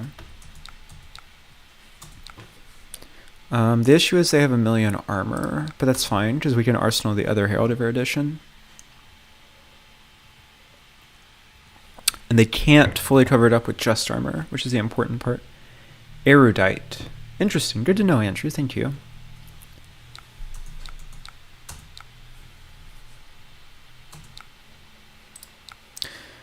Tome was a... Oh, no. No. Now we draw the no yellow hand? Kinda nuts. Plural for erudition. Well, we have a good hand for blocking at least. Oh, attacking into Soraya? Sure, I don't have any tricks for that.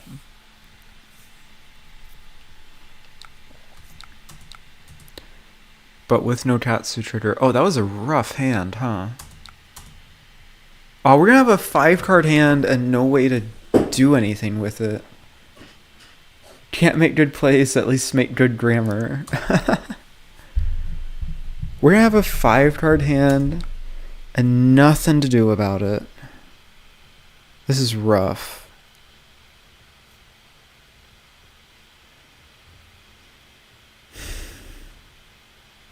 So our best bet is throw protection. They pop it. We pay to footsteps. We throw erudition. We win. We shred their masked momentum. I don't have any better plan than that, so let's do that. It's actually kind of hard for them to block this out and not pop it and still have a turn, so we probably end up being fine, but I would have loved to close the game on this turn cycle. We're playing 33 yellows. So the odds of this happening, I think, are about 3%, 4%.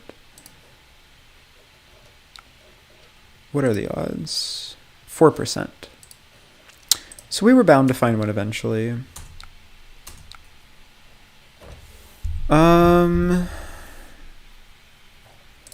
Yeah, I mean, I'll just...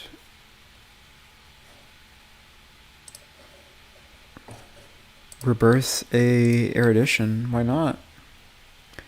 I also will awaken. Can't attack with this, but it still is gaining 4 life. This hand is much better.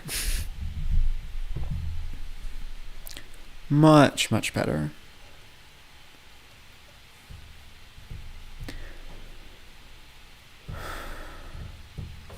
Got a spectral shield. They're going to attack into Themis probably.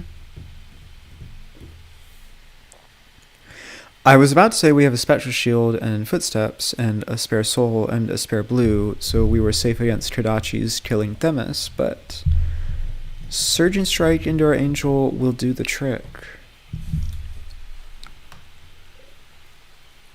I don't have any Surprise Arcane this time.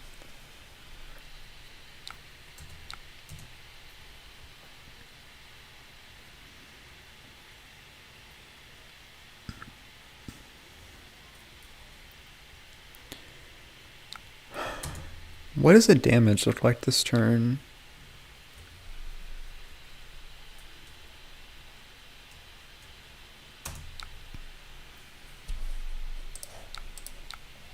They have breaking scales. They have breaking scales.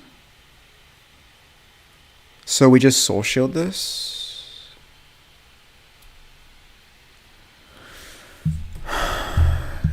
New question, do we care? Yeah, we do. Oh, I do have a special shield. Thank you. Combat chain, hell of a drug. Covering up. This is why I play worse on talishar. It's too easy to miss little things like that. Yeah, shout out to special shield. MVP. Herald of protection is... Our opponent is also forgetting that we have a special shield.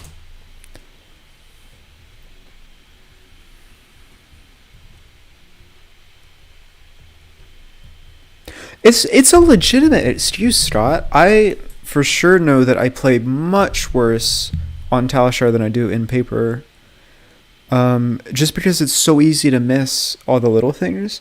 Talishar is a wonderful tool, but Flesh and Blood with physical cards is just... It's the only way to play the game. The only way to play the game. I can't put big enough air quotes around that.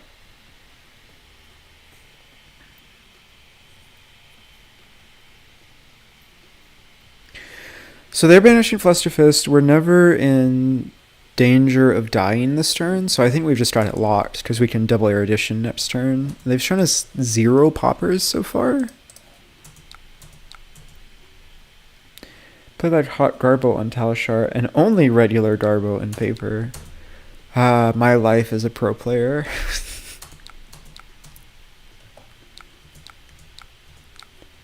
Okay. Erudition number 1. I don't think I care about any damage with a double erudition hand. I tend to agree, Tie-Dye. Tend to agree.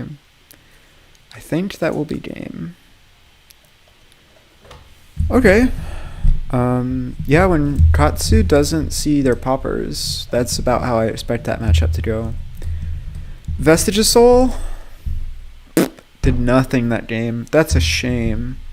I want it to be good so bad. I want it to be good so bad.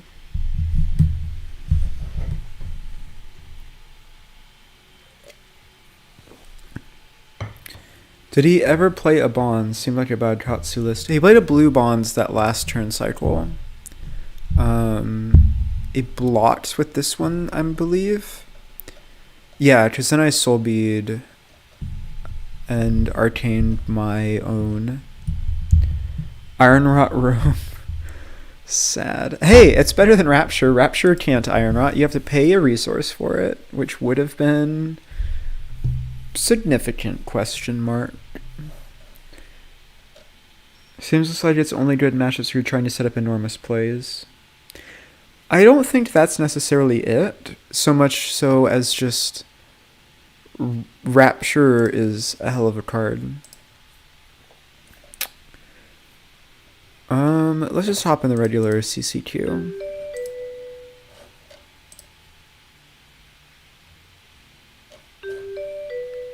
Versus a Boltyn? Okay.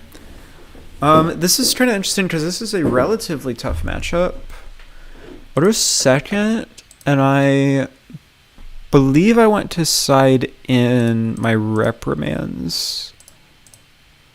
Which means cutting some wraths.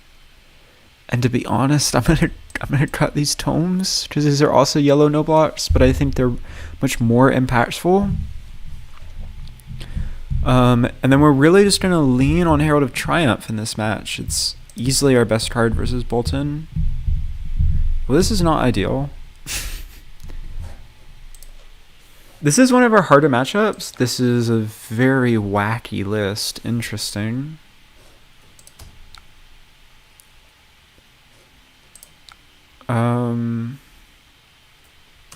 Sure.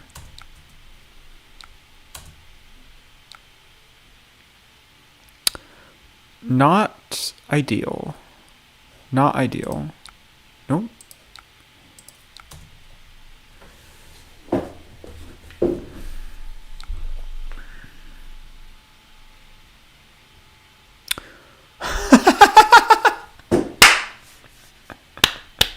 This is why we play on stream. Celestial Reprimand.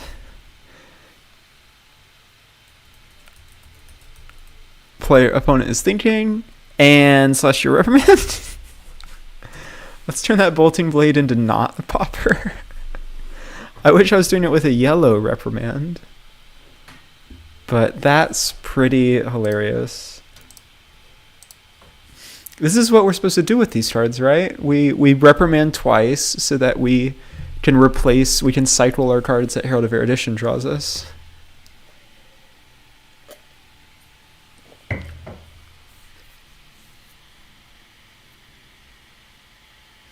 Our opponent is thinking about the absurdity of what just happened. Preventing the next 2 damage with Radiant Flow, sure. I'm okay with you having 0 soul. I spent no resources except my cards in hand. I don't care about this one. If you want me to take 6, I'll take 6.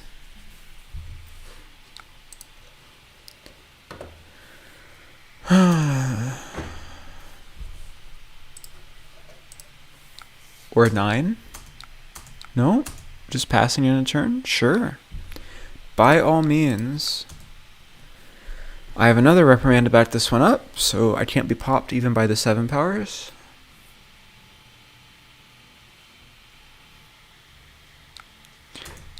Now, I have a lot.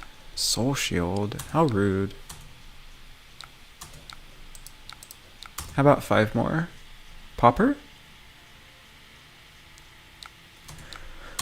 Boltyn blocking with Lumina Ascension. That feels like a win. If they think they can block me out, they're going to be... it's going to be a hard lesson for them to learn. Let's lead with the thing that's insulated versus regular poppers.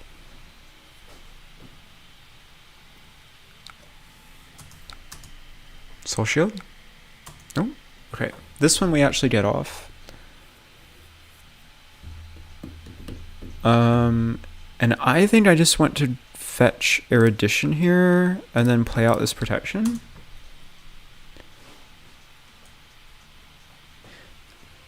We always want to have like a pivot turn with invoking Soraya and then attacking and drawing 2 cards. So at least 1 to 2 Figments in the game, we need to not awaken them immediately, which I had the opportunity to do in Arsenal Angelic Wrath. I think there definitely is an argument for that. That actually might just be correct. And I might be playing too Rapture-brained right now. But this also still leaves me with an arsenal, although it's blind off of the Ponder, and it kind of seeds my Soraya to be awakened later in the game, which is respectable. The first step to having that big pivot turn after they like Lumina Ascension us and make us block a lot.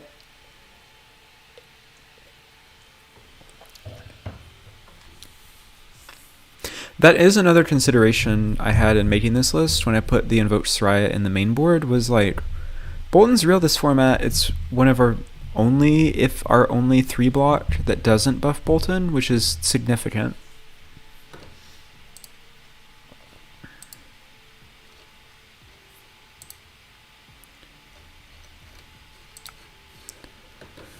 They're giving us 5 on this random Herald of Protection. I'm pretty happy about that.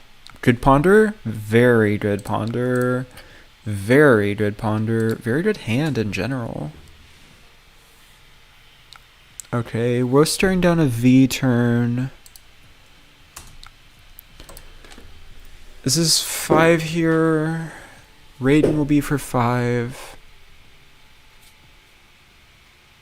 It's still only a 3-card 10. It's not actually that impressive, right?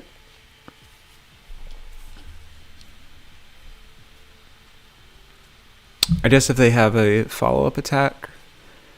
How much can we block this turn and still everything be worth everything? So we go... Excuse me. Wartune, Angel, Wartune is 1, 2, 3, 4, 5, 6 resources. Look at that. I see 6 resources on our board. I'm not very interested in blocking right now, it turns out. Especially when it's vanilla and all of my cards block poorly versus it.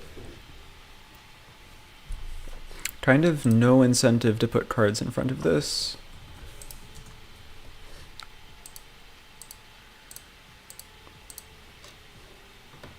I have something painful after the first 10.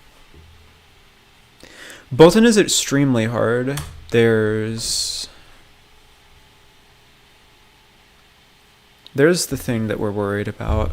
The good news is, why did they not swing Raiden first? I will block with my face. So they have a lot of natural poppers just in their deck. They go wide, so they clean up Spectre really well. And our cards block terribly versus them. It's just not a good matchup, it turns out. Like really not a good matchup.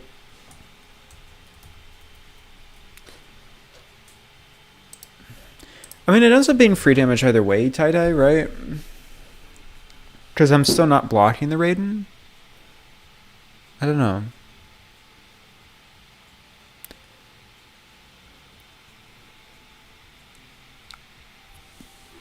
I'm getting 7 block, but this Wartune Herald has Dogen, which means I get to play this Wartune Herald too. Pretty good. Yeah, this one they just have to take. Let's get protection.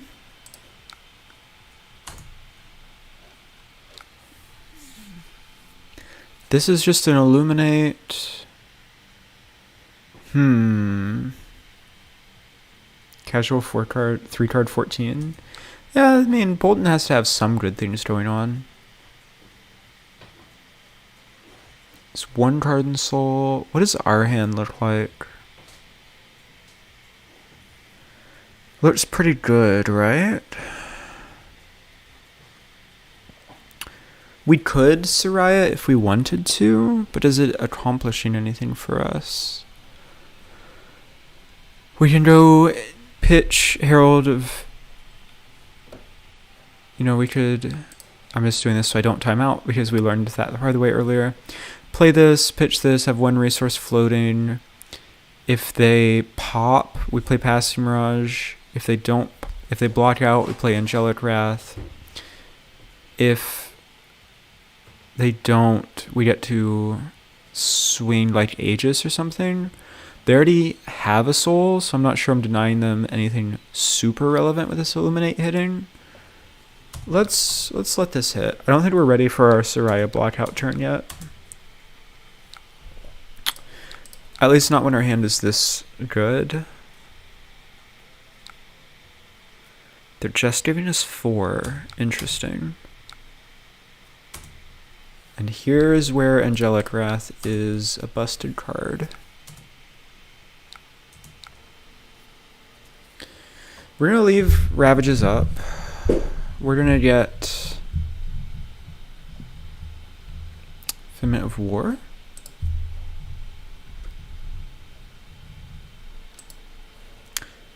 Their equipment is largely shredded, but not quite yet. So we're going to get Figment of War.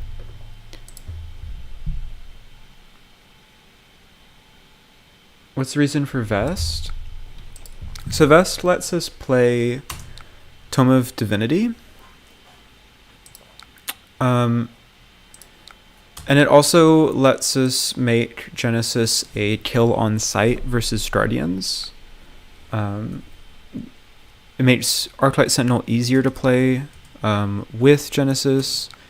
Mostly a combination of these things. Versus Boltyn, mostly it's about rush him faster than his combo. Parable of Humility when he has Arsenal card. Prism's more damage than Boltyn as long as you can get in a block before he finds combo. Yeah, so Spirit is out. We've seen 1 Lumina already. What does this card do? If it hits, it gets go again.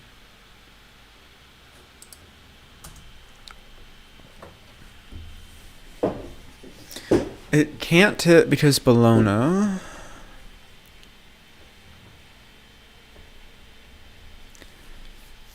So our turn is Herald of Triumph into Herald of Protection, and we just let Bologna soak this.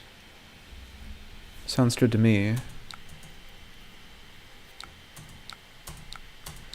Triumph is hatched at a breakpoint because of our Courage token from Figment of War.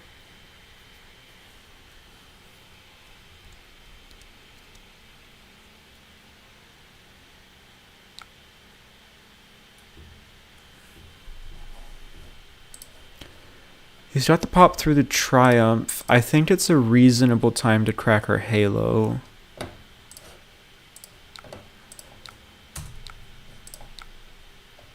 Perfect, we drew a blue as well. So we're gonna fetch Figment of Triumph. Phantasm fizzles.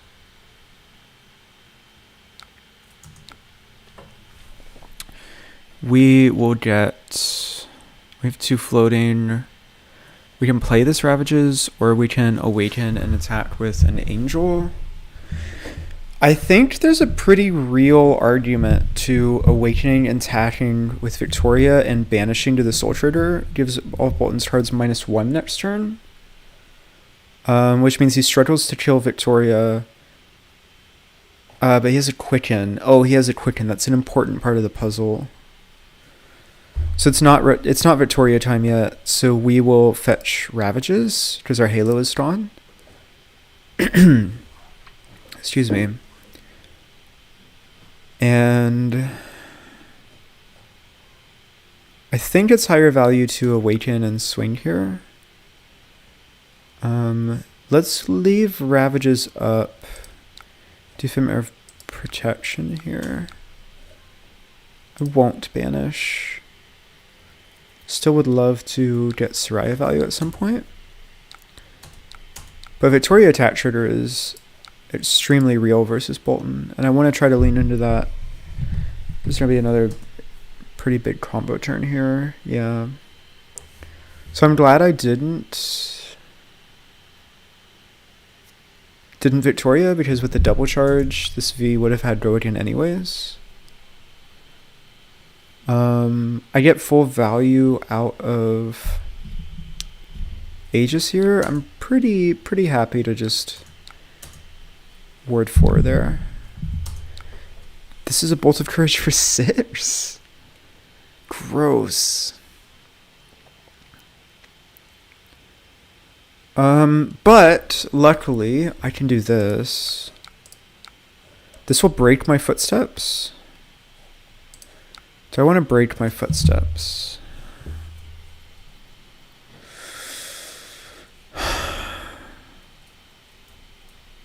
I don't think so. I think I would rather just give them Vestige of Sol.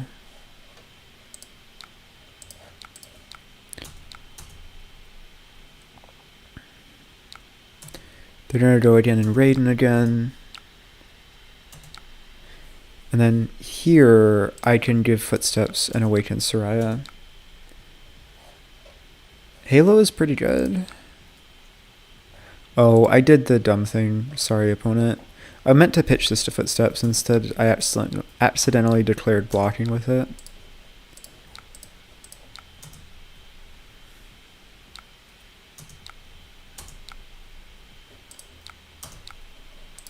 Pivot turn time. Let's draw 2 here. Look at that. Beautiful. We drew a Red Herald.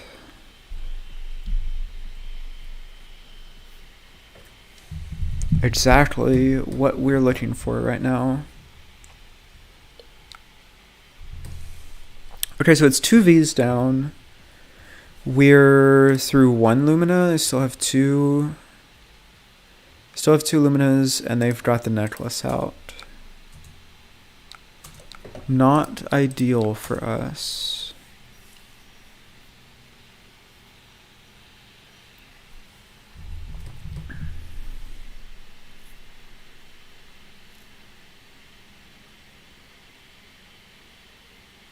It's kind of weird because, like, I would very much just say, yeah, Boltyn should be playing Snapdragon Scalers, but like Radiant Flow put in work this game.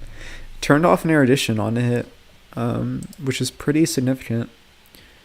You see, when I make that pivot turn, you draw a Blue Reprimand and a Jack of Spades.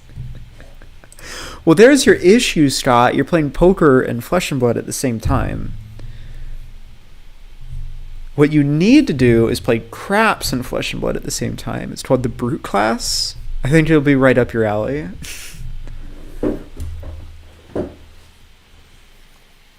I like how our opponent is tanking on this.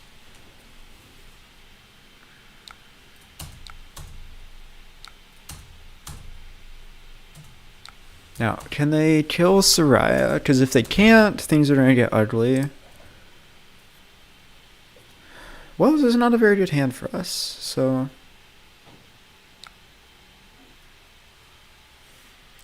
Sea Strike at us with Go again. So much value on that turn. It was pretty good. It was a pretty good turn. Hi, question. Do I care? Brute is a nightmare to deal with now. Hashtag ban Strapskin leathers. I didn't just say that. We should not be encouraging people to play Brute. You're right, you're right, you're right.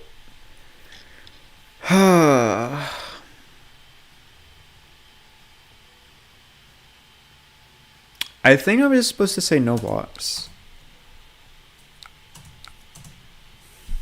Because if he has a real... No, that's it. That's end of turn. I'm so happy. Okay. So I lead with yellow prot. I'm safe from a popper.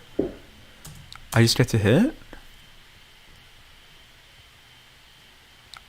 Okay. Soul Shield will do it. Carrion Husk is a hell of a card. That was so nice. Let's do it twice. Another Herald.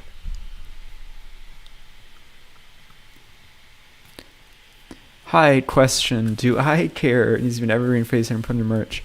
Scott, let me write that down. We just found the first t-shirt. Did that just happen? Did we just find my first merch item? The tacky YouTuber t-shirt? Hi, question. Do I care? Love it.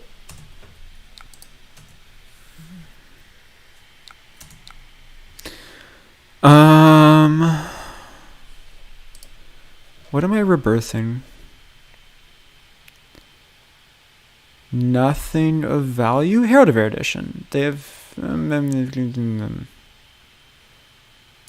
sounds like I'm rebirthing nothing. I'm about to look very rude at Worlds when you rock that shirt on. Oh, it's awesome. I would love that to happen. I'm just supposed to rebuy Erudition anyways, right? Because even if I pitch it, it's still good to have in my deck. What does this card do? I'm sorry. Treasure Hero's Soul. When it hits, if yellow card was charged this way, it gets go again. What if I just don't let it hit? That seems like a good choice.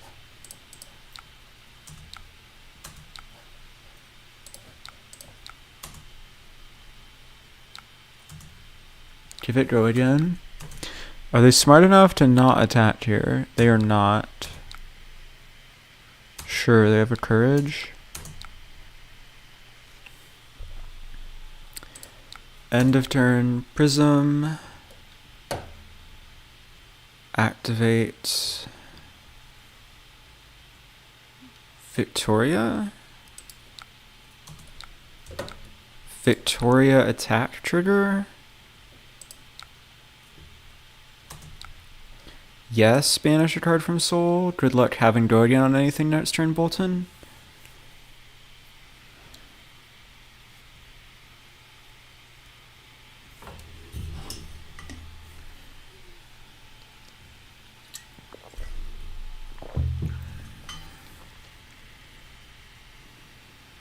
This is the other... so this matchup's interesting, right? Because all of our cards are bad against Boltyn. And before they draw Lumina, don't you dare say that, Tie-Dye. They're trying to draw Lumina is the issue. Oh, we drew our non-attack action. Block 3. Let's go. We also have Ward 4 on the board. This is sketchy, but it's doable.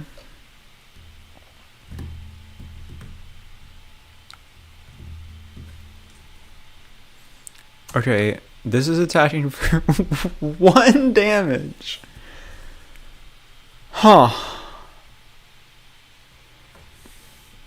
The go-to for ex-Icelander player has been playing Prism too.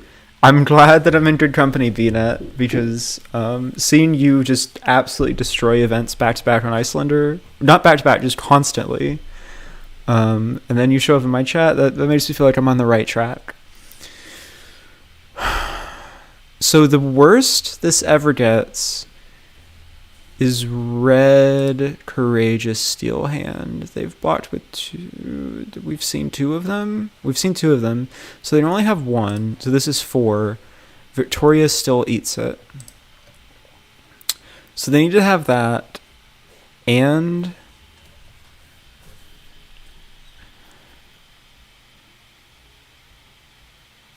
the Lumina-ish. No, I'm not inactive. Look. I'm doing things, Talishar. I'm not inactive. My opponent can't claim victory. Just realized how close I am to that special stream for subscriber counts. Don't remind me of that, Bryce. I forgot that I promised that, and Heavy Hitters has come out, so now it'll be like a 30-hour stream. It could be Beacon. 3 cards in Soul, but it still doesn't kill us. Right?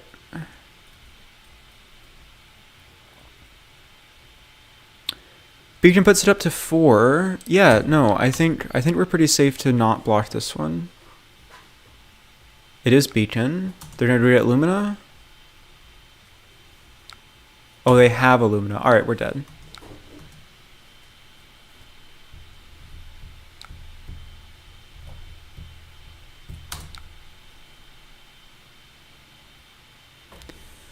$30-hour stream with an extra hour for every Bravo you lose to.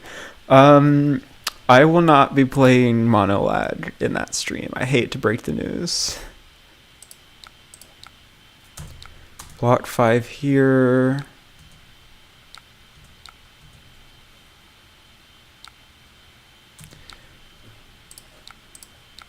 Block 4 here.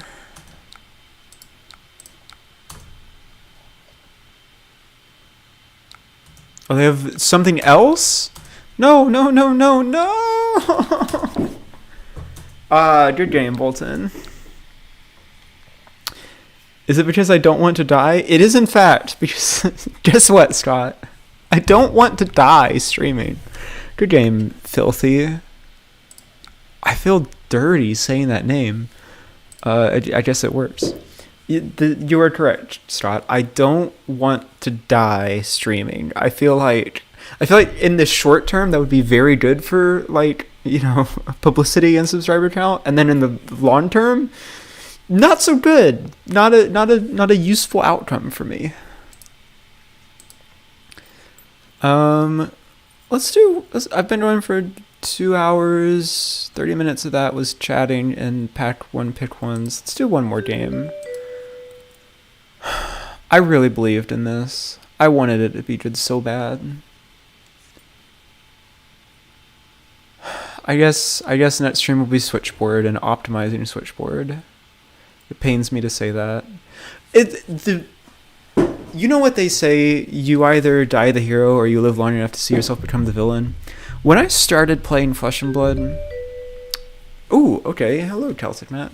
When I started playing Flesh and Blood, I loved hybrid decks that had, like, a transformative sideboard. It was the coolest thing ever. And now I can't convince myself to play one, even though, like, that's the whole thing. That's the gimmick. I'm supposed to love it. I don't get why. I can't convince myself that it's really neat.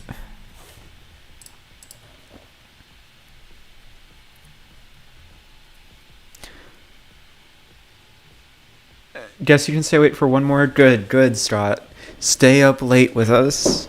It's only, what, like 4 a.m. in the UK right now? We're going to play a Fun of One of Tome of Divinity. Because even if it's bad, I really love that card. Versus Kayo, he is technically a brute. But, and this is a big but, that came out, phrasing. Most of his cards are just 6s.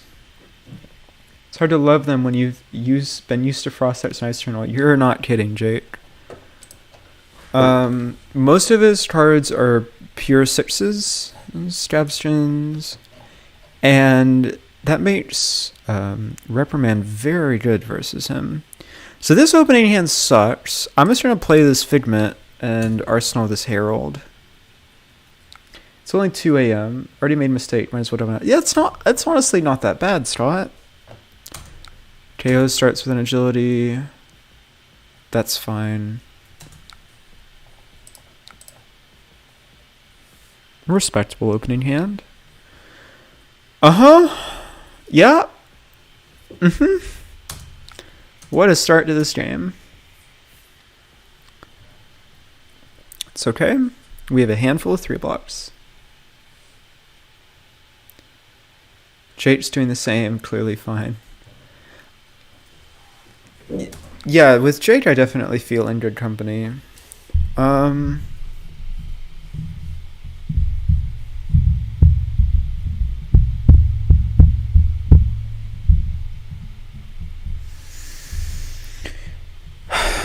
The issue is I think I'm supposed to attack with this hand mostly because Herald of Triumph is like our best card versus Kayo.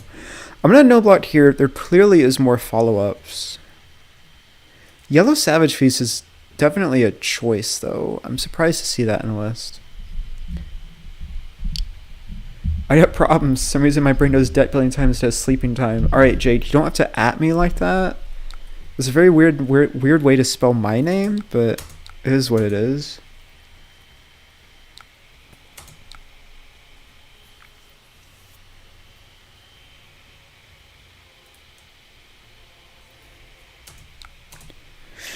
Oh, he's trying to start at 20. Oh my god, stop, Kayo, stop! What is this turn? It's turn 1!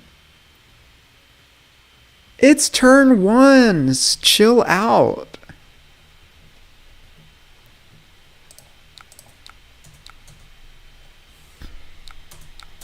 Kayo, what was that? What was that? Also, they're playing Gloves and Scowling Flesh Bag? Interesting. Flesh Bag, of course, that makes sense. Gambler's Gloves? I thought Apex Bonebreaker was like the new hotness. Casual 22 damage opening hand. Yeah. And they ended with Might. Oh, I get to hit. Lovely. Survive? I already have an Arsenal. No, and I draw the no yellow hand. Okay.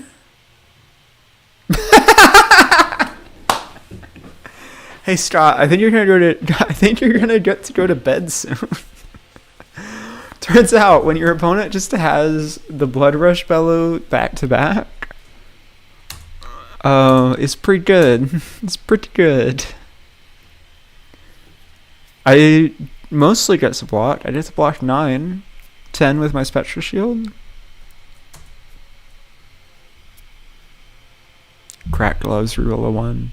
Cracked Gloves, reroll a 1. Cracked Gloves, reroll a 1. No, okay.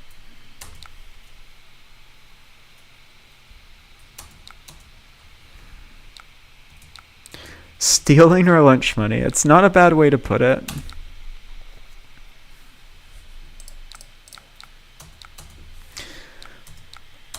It's a fine thing to block. I like blocking Command and Conquer. Might be a controversial take. Gloves for content. You know what, opponent? I'm gonna pay 1 to regain an action point just out of spite. There's the Agile Windup. I'm so dead. What are they following this up with? Oh, they had... I don't understand.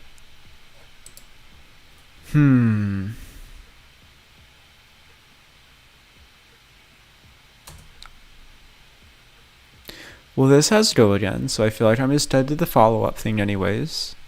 So we might as well not block. Ah, I see. Yes. So I'm super dead. It is in fact It's not looking good, tie-dye. Let's put it that way. It's not looking good.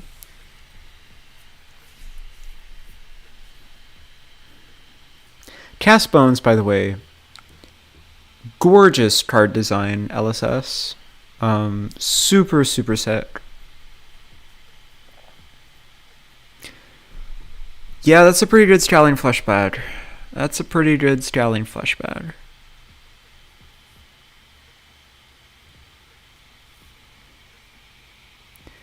For your record, this is why I'm not taking Prism to Liverpool with this class.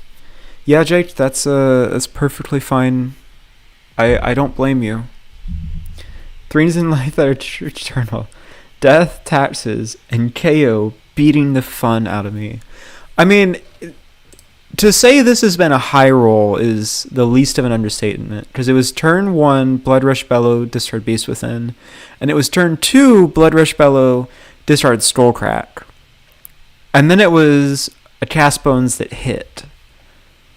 It's not bad. Not bad. I'm not inactive. Look, I'm doing something because it definitely matters.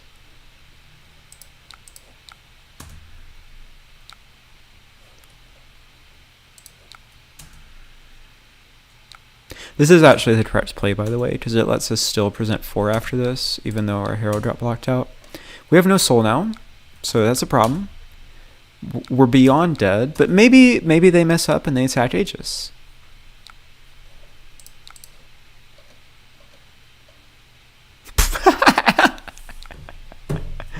So it's not just Vestige, it's Monolad.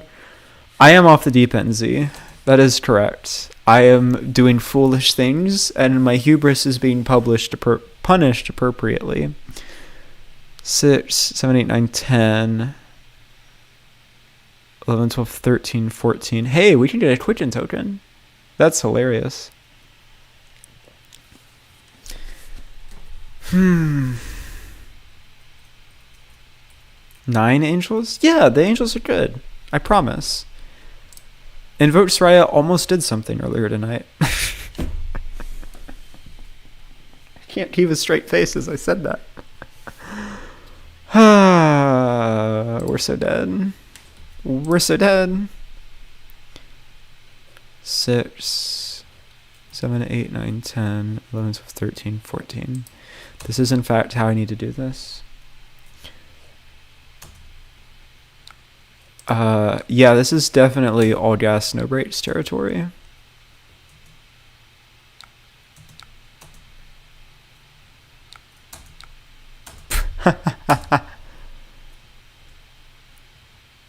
Mm-hmm.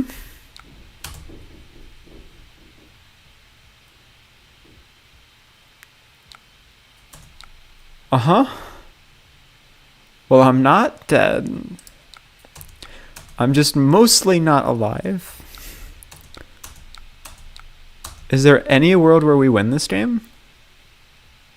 Not with a Figment in our hand. 1. No, that's not the right number. That is not the correct number, it turns out. That's fine. That's not a problem at all.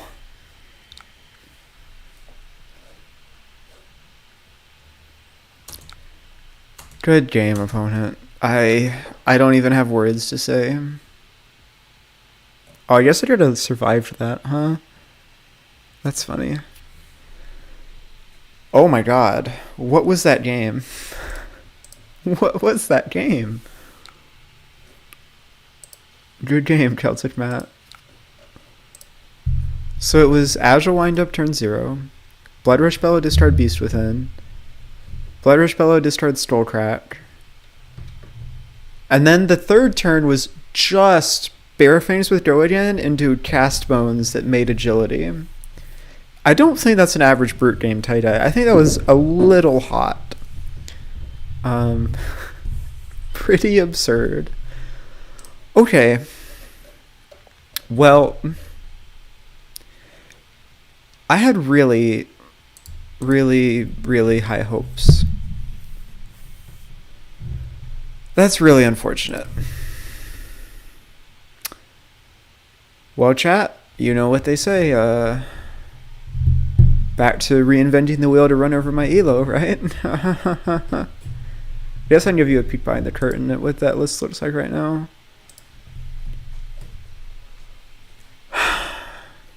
I guess I'll play this next week.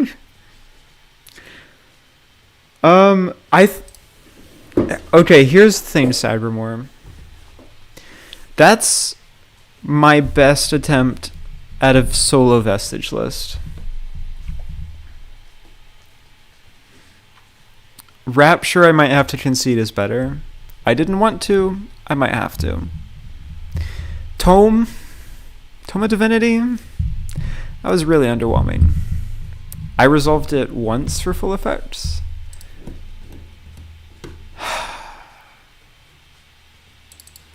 Actually, oh no, I'm spoiling stuff. So I mostly blocked with Boltyn Herald. I mostly pitched Boltyn Herald. And I mostly played Pass Mirage. That seems correct. Who's been playing games with my hero? Someone beat Kayo. How'd you do it? Did you not get Blood Rush Bellowed 2 turns in a row? That's my game. That's my game. These are my games. Who beat Bravo? Wait, chat. What are you hiding from me? Would have been nice to see the outcome of the first game. What was the average value I got from Vestige? Not enough, unfortunately. Kind of frustrated because I really wanted this to be cool. Hey, Scott, guess what? Maybe you don't need to buy a Vestige. It is frustrating though, because like, I still think this is probably the best Vestige has ever been in. And if the answer is still, you're just supposed to play Tunic and Rapture, that's so sad. I like playing with my cool old shiny cards. Stomps. It's like reverse stomps though, right, Scott? It's like you didn't have to pay to buy a future. Same as the experience with Vestige. Yeah. I don't know. I'm sure I misplayed 12 million times tonight just because, you know, Tome has a lot of weird lines associated with it. But also, I feel like we already have so many things to use Halo with. Seems like stream should change to a comedy stream. See, I thought were you not happy with my 12,000 jokes per minute? Do I need to make it 12,001? I thought I was comedic. I thought the whole point was like, oh look, I play wacky illusionist lists. No, okay, jokes aside. I am trying to figure out what to do with Prism. I think generally I know the game plan with Iris and Luminaris is like the switchboard, and so it's just not exciting, right? To be fair, Bravo stole my win. Alright, well that was frustrating to say the least. I want to give all of these weirder strategies a fair shot before I buckle in and say, alright, switchboard is what we're in for the long haul. It's how I arrived at Arcane Icelander, and that turned out great for me. I'm kind of exhausting my options at this point. And of course, trying new things is both more fun and more informative. Exactly. And of course, I'm going to be dramatic in the thumbnail, because that's how I get more people to look at. I get more eyes on Flesh and Blood that way, and I get more people interested and excited about Prism, right? What we played tonight, it didn't get there. I can't see a reason to play this over Rapture and Tunic. It's not to say it's bad, but it's not as good, right? Do you have time to talk about our Lord and Savior Iris Dromai? At least Prism has. I don't, Scott. You need to go to bed before you talk about Iris Dromai. And I will close the stream before you go on a rant about it. At least Prism has a good deck. You think of trying to mess around with Olympia? I mean, what's the Olympia spec? Up the Ante? Up the Ante is a sick card.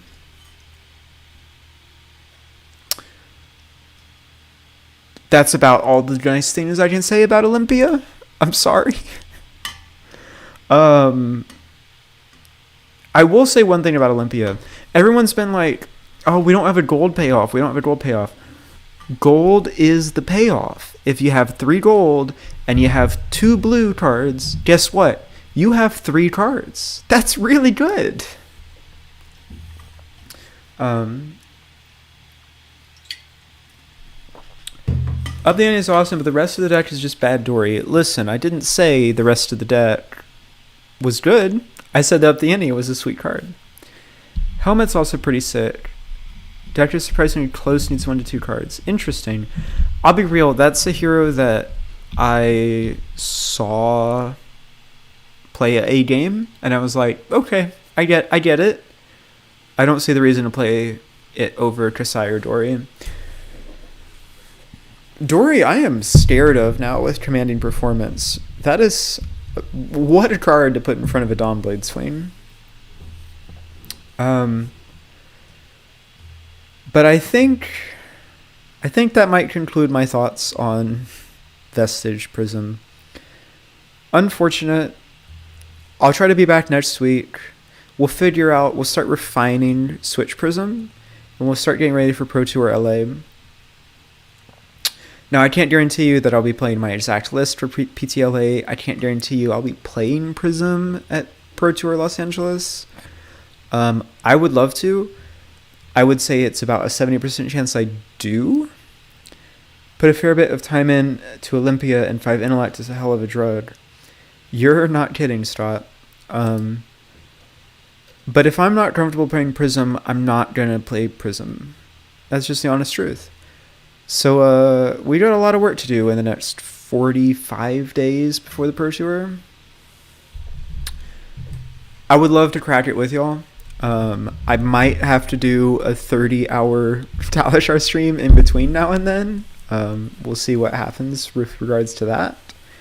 And at some point, I have to figure out how to give away this 12 foil Stonewall Impasse. I think I didn't open any other Majestics tonight. But until then, thanks for... if you can help, hit you up. Good night. Stay safe. Thank you, Scott. Good night. Get some good sleep. In the meantime, I'm going to go get back into the deck lab, and hopefully next week I can show you a strategy that does beat Guardian. GG's all. I'll catch you later.